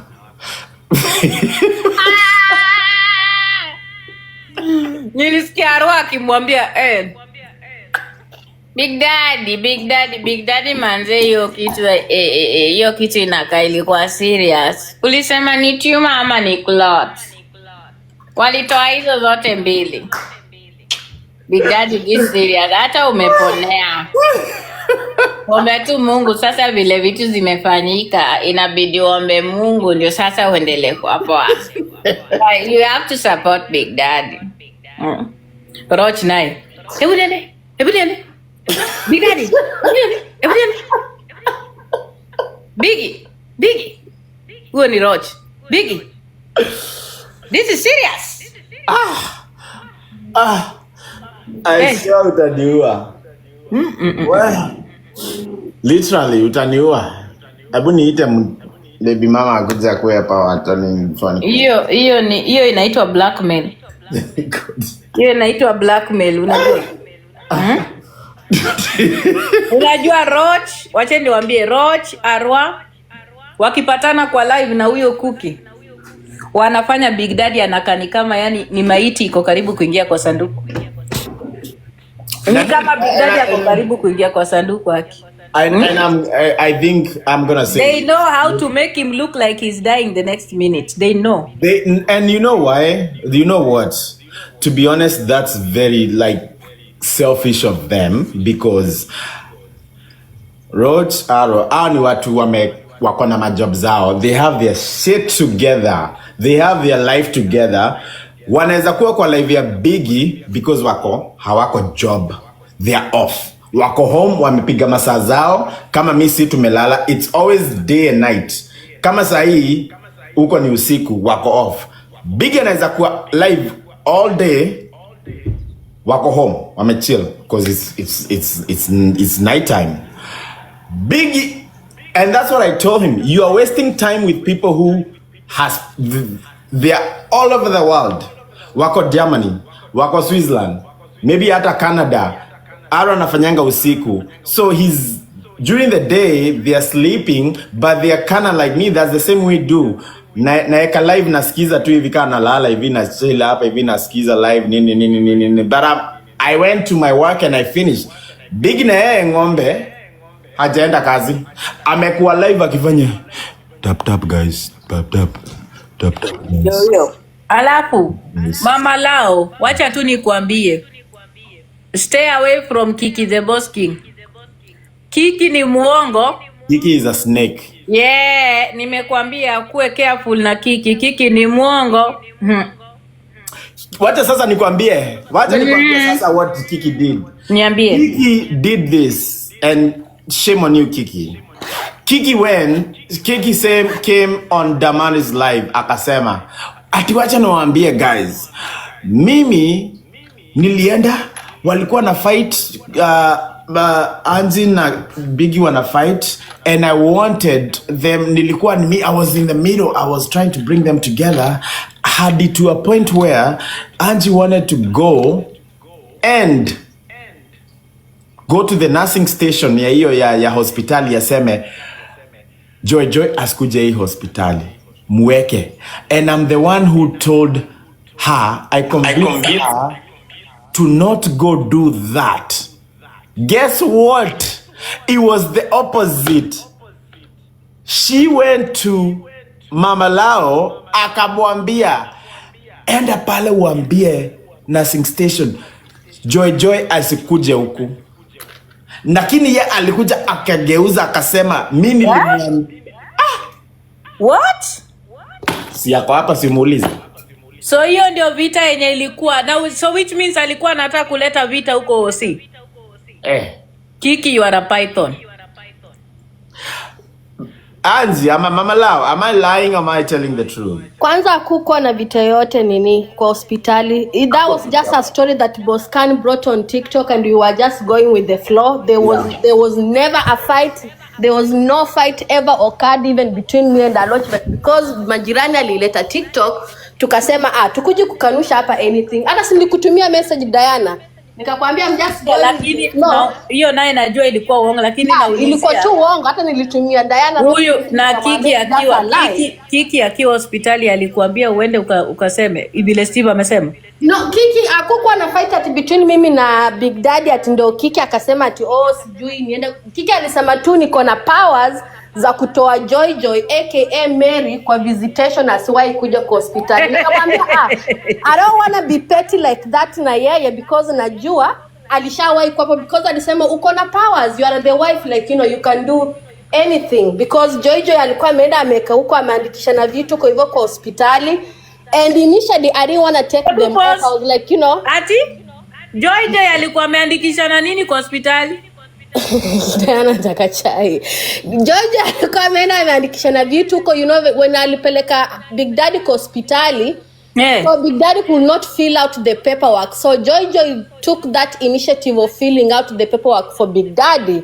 So when nilienda kwa na station na ulizia information wananiambia iko hivi. I'm like kwani ni aje? Nikapigia Aloch simu nikamwambia Aloch, Joy aka Mary ameandikisha na hivi kwa hospitali nini. Hata Aloch akaniambia wewe badilisha, but mimi nikasema hapana, sitaki kubadilisha anything. So baadaye ndo wase wengi wakaniambia kwa nini vitu zinaribiwa kwa hospitali and that's hiyo si ukweli. Go wewe unajua what is true, go badilisha hospitali. So that's when nilienda nikabadilisha. Hata niliuliza Big Daddy, I'm going to change. Big Daddy akaniambia it's okay, and I went and I changed everything in the hospital.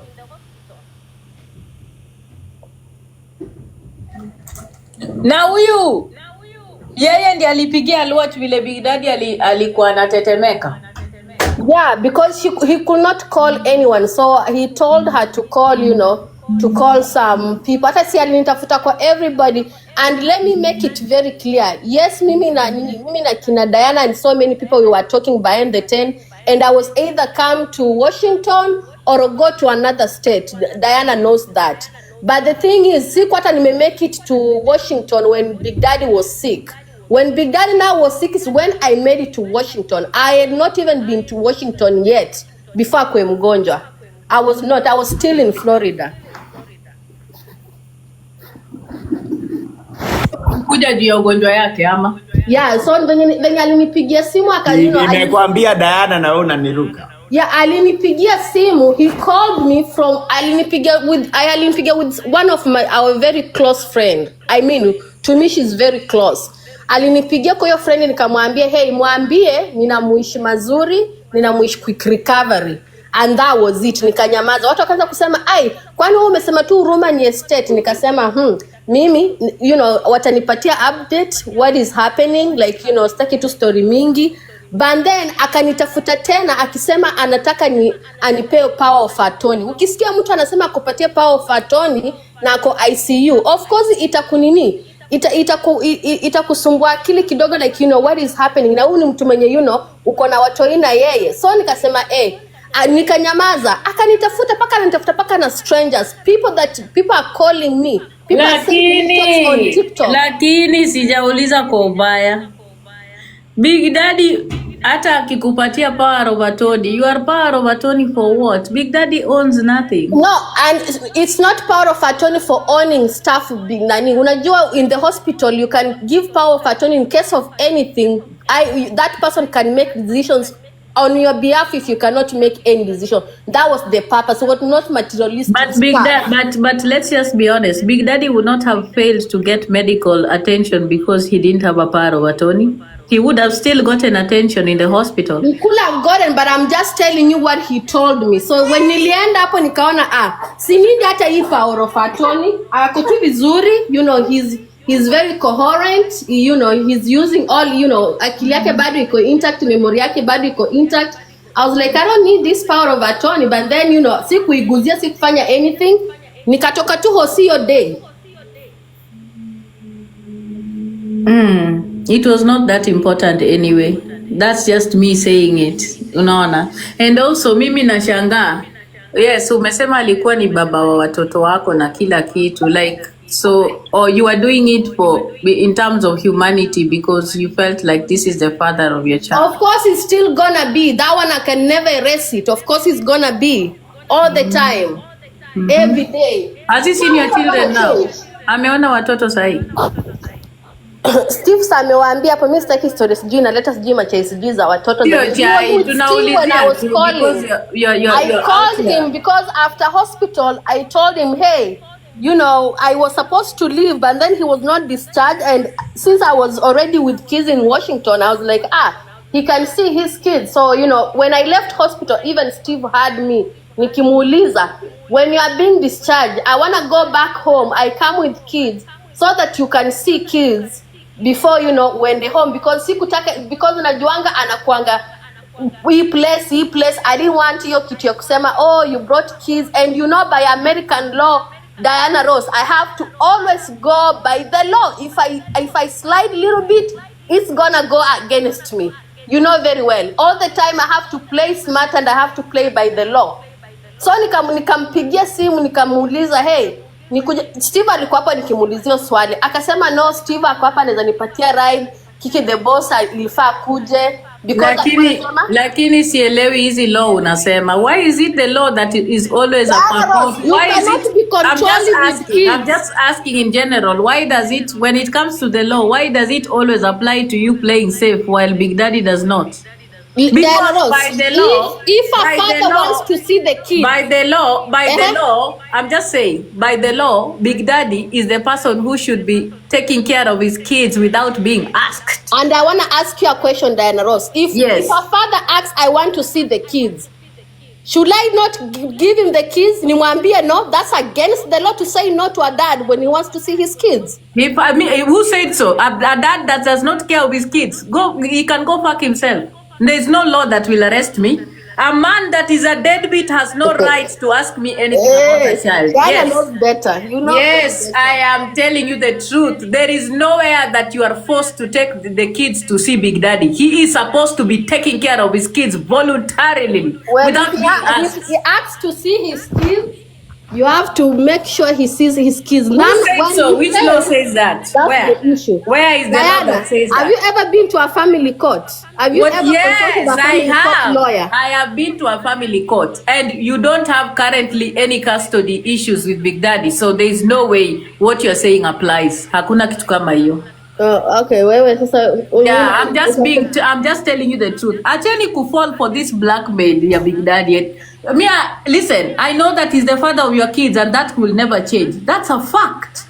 But what is true is that he is not a responsible father. From your own words and from experience and from the way he says, and even today, up to now, you've been begging for him to go see the kids. I want you to omit the word begging. I did not beg him. I only called one time and Steve Nice was there. I only called one time to ask him, hey, are you going to see the kids? And he lied. He hasn't been discharged from the hospital yet. And that should make you worry. Yeah, as a person that should make you worry. And yet he had already been discharged to the hospital. Ako hapo na Steve Nice. So imagine, that is not just about the children. That is also about you as a person. The amount of disrespect he has for you. For him to lie to you that he's still in the hospital while he's already discharged. That is so disrespectful. Which means he has no respect for you. He's okay with lying to you. And that's a problem, you know. That's what I'll say, unajua. And I've always said it, na bado narudia. There's a lot of people that may not tell you the truth, or you might not want to hear from me because maybe you think I'm being too judgmental. But it's so important for you to start prioritizing yourself and read the room. The fact that you've had children with someone does not necessarily mean that person has to be in your life or in the lives of the children. And let me tell you, a man that has no respect for the mother of his children will never ever respect his children. Well, I know that for sure. I'm just saying one way for him to see his kids. Now, if he fails, why is it your job to make a way for a grown-ass man to see his children? Is it your job? Why is it a lawyer? This is the thing you're not getting. Hii ndio kitu moja uelewi. Wewe na uelewi na huyu nilipatia huyo lawyer. It is not your job. Wewe uelewi, wewe wacha nikwambie. It is not your job. It is not your job. It's not your job to teach a man. And I'm not teaching nobody. You are not understanding what I'm telling you. I'm not teaching nobody. I'm just saying when he requested, when he requests me to see the kids, then I'll be like, yes, I'm bringing the kids. Now, if he fails, sitashughulika. Ask for that Steve Nice, he was there. Once alisema hivyo, I did not call again. I did not bother again. I did not do anything again because I was like, okay, you already said you want to see the kids. I already made an effort. You already failed. That's it. And wewe ulipatia Tony. Unaongea hapo bado niliforwardiwa wewe ulipatia ma legal wewe Diana wewe, and you know very well. Mimi na ndio maana nimekwambia ni mimi na mimi sina anything to hide. Ni mimi nilikupatia all the legal connections. Me I don't hide anything. Mimi hata kama tumepanga kuua mtu na wewe nitasema hapa. So utafikiria mimi naogopa kusema? Mimi siogopi mtu kuja kusema vitu. Yeah, so you should know every time when I'm doing anything, I'm going by the legal advisory all the time. Hapo naye at all times. Hapo anyway, mimi sijaiona fatherhood yenye nakuwa post, but I wanted you to remember something. You said that you went and changed everything so that you are kind of makaratasi na kila kitu pale. In my little knowledge, I think that means that in case anything happens to Big Daddy today, even his death, you are going to be responsible for them. Well, even if I had not changed anything, if anything happens to Big Daddy, even to death, with no documentation, they will look for me. Yeah, you're still legally married. Yes, I'll be the first. Yeah. I know that you're still legally married, yes, but then now there are some commitments that when you make, it makes it a bit different. Committed. If Big Daddy's right now, he is in a very critical condition, and they will search and they will find he's still married, and all my information will pop up. They will look for me, Diana Rose. You know very well. Is there pride in that? There is no pride in that. I'm just telling you because me, I would not be proud about Mimi. I would not be proud about being looked for to as Nini said. There's no pride in that. There is no pride, but that's a responsibility that you take when you go and have a marriage certificate with somebody. Until we get divorced, you know very well. It's not a pride, but it's just something that they will still look for me. So you're hoping that he can still see the children. I'm not gonna answer that because I'm not here pertaining kids. Why would I come with the story of kids up on TikTok? I'm not. I'm just saying whatever I had here. I've been here listening, and that's what nilipanda juu kusema. That's all. I'm not going to say oh watoto. Even that one, I didn't even touch on it. I think honestly, Mama Lau, what you did was you did provide the opportunity.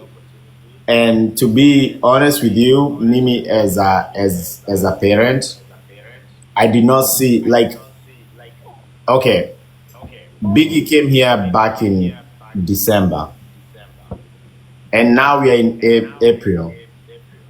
If I had that chance that sijaona mtoto wangu for that many months, hata kama nimetoka hosi, I would want, the first thing I would want to see. First priority.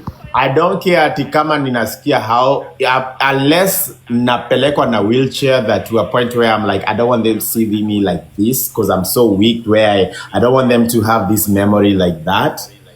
I would want to see them. Mostly the young ones. We miss so much with these little babies because they grow so much. Uyo mtoto when Biggie left. Ameenda wapi?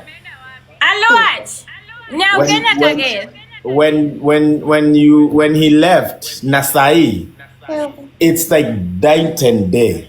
It's so different because every day they're learning different things, they're growing and everything, and you want them to, like, you want those memories. Hautaki kusema ati niko na watoto watano hata sijui wanakaa aje, ama sijui sijawaona, sijui I've never been to a basketball game, I've never been to a soccer game, I've never fed them, I've never seen them the first walk or anything. Like, you want those memories because that's the little things is what brings the memories.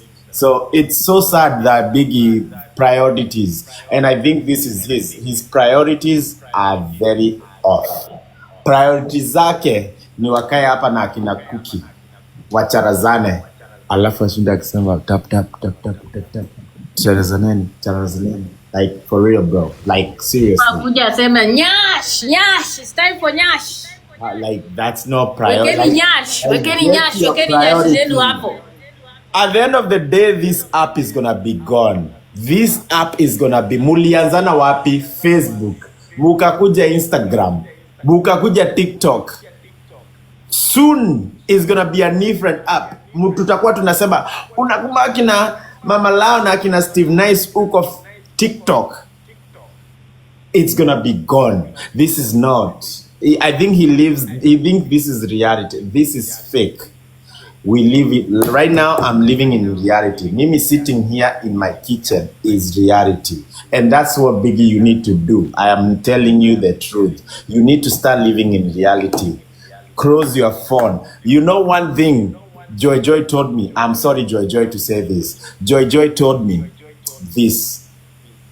I don't even think Biggie knows my last name.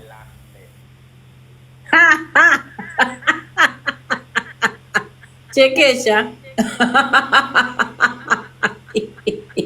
He does not. Umesema Biggie ya Gigi na ya Joy. Oh my God. Because his life is TikTok. Everything from day to night. TikTok. I'm so sorry, Joy, to put you on this blast. Aliniambia they have no conversation if it does not involve TikTok. If it doesn't involve TikTok, wanaweza nyamaziana hivi. Hakuna story ya kuongea. Unless to, uliona Pera alichapwa na Universe 90. Sijui.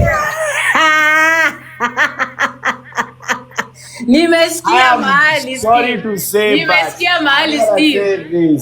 Bwana nikupatie udaku Steve. Weka masikio hapa. Sikiza. Ujue Big Daddy alienda kugift huyo Pela.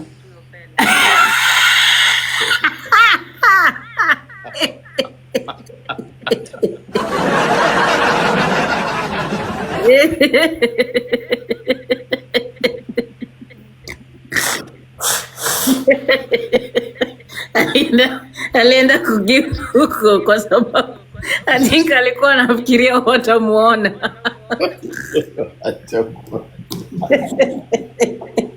Anzi, are you still in Washington ama you went back? Bado niko.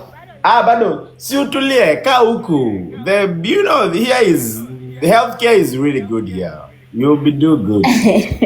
Mimi nilipanda tu juu ku clarify hizo stuff mbili, wacha nishuke chini.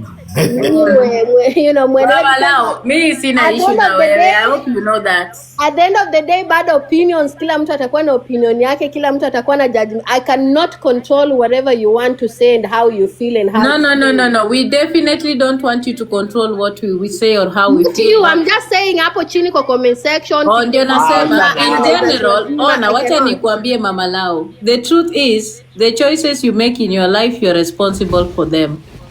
Us, we are just opinion makers. We can only give you advice. We can only make opinions on TikTok. At the end of the day, you are responsible for whatever decisions you make in your life, and they will also affect your children.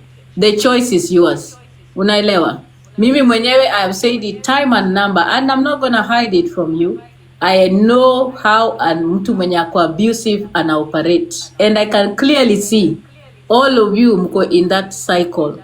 And it's gonna take work. It's gonna take work from you. It's gonna take work from you valuing yourself, prioritizing yourself, and wanting the best for your children. The problem is that, and that's what I always say, people are cherry pickers, and I've realized even you, Diana, you are very a cherry picker. I'm not a cherry picker. I'm very clear about narcissism. Yeah, and I'm very and I'm also, let me just tell you something. Don't listen. What what I disagree with you is the fact that you like to throw the word about he's still the father of my kids. That's an excuse. And that's not an excuse. That's a fact. It's an excuse because a person, listen, father of the kids. The fact that somebody gave birth with you. Anajua baba watoto wake ame. Wacha nikwambie, there is no pride. There is no pride. Diana, can you give me 1 minute, please? I don't want to talk over you, please, Mama. You know, atukwangi hivyo. You know, under American law, Diana Ross, you cannot now unaanza kujibishana na baba watoto, unakuwa controlling. Ama unajibishana na mama watoto, unaanza kukua controlling because uko na watoto. You know very well if you pull that card, hata kama baba watoto ako anangoja watoto, ama mama ako anangoja mtoto wake, watachukua watoto wapatiwe mwenye unasema ako irresponsible just because you are trying to be controlling na watoto. And you know that maybe hujawahi kuwa kwa family court, maybe hujawahi kuwa kwa hizi nini, kwa hizi custody whatever, so you will not understand. But somebody that has ever been in my shoe will know if a mother requests to see the kids, if you have those kids, you have to arrange with them how they're gonna see the kids. Now, if they fail, that's up to them. At least when they requested, you honored that request. You know that very well. Okay. And you know in America, you cannot now start saying, watoto ni wangu, huyu ni responsible, siwezi nikafanya anything. America will either take those kids to their system or give that parent that you are terming as irresponsible. Okay, can I say something? You've said what you said. I believe we are in the same country. Me, what I will say is this. A man can only be judged to be responsible by his history. It's not about him getting you pregnant. It's about the history of being in the lives of the children. Yes. That is how the law works. The law does not have respect for deadbeats. The law, that history is what you let me finish because you also finished. Let me explain what you're trying to say. Finish. Yeah. The law is about the welfare of children, the well-being of children, and the well-being of children is checked when a man or a woman is present in the lives of the children. That is how the law works. The law can never take away children from you, Mama Lao, because you refuse to take the children to see Big Daddy in hospital. There is no fucking law that works like that. The law will pay attention to the history of your union, your marriage, the behavior of both parties, and the presence of both adults in the lives of the children, financially, emotionally, and physically. That is what the law states. And in fact, in case you didn't know, the law allows you as a parent that has been in the lives of the children to protect your children from a man that has not been there in the life of the children. That is the law, in case you are not aware. I'm very aware. Mimi nakwambia tu kweli, because listen, I know that you're trying so hard to push this agenda of what he says matters. I will tell you, and no, I'm not put, and you mentioned very well. Listen. Let me just finish. I'm about to finish. Let me mute so that then I'm going. Yes. Let me finish. When we are talking about the responsibility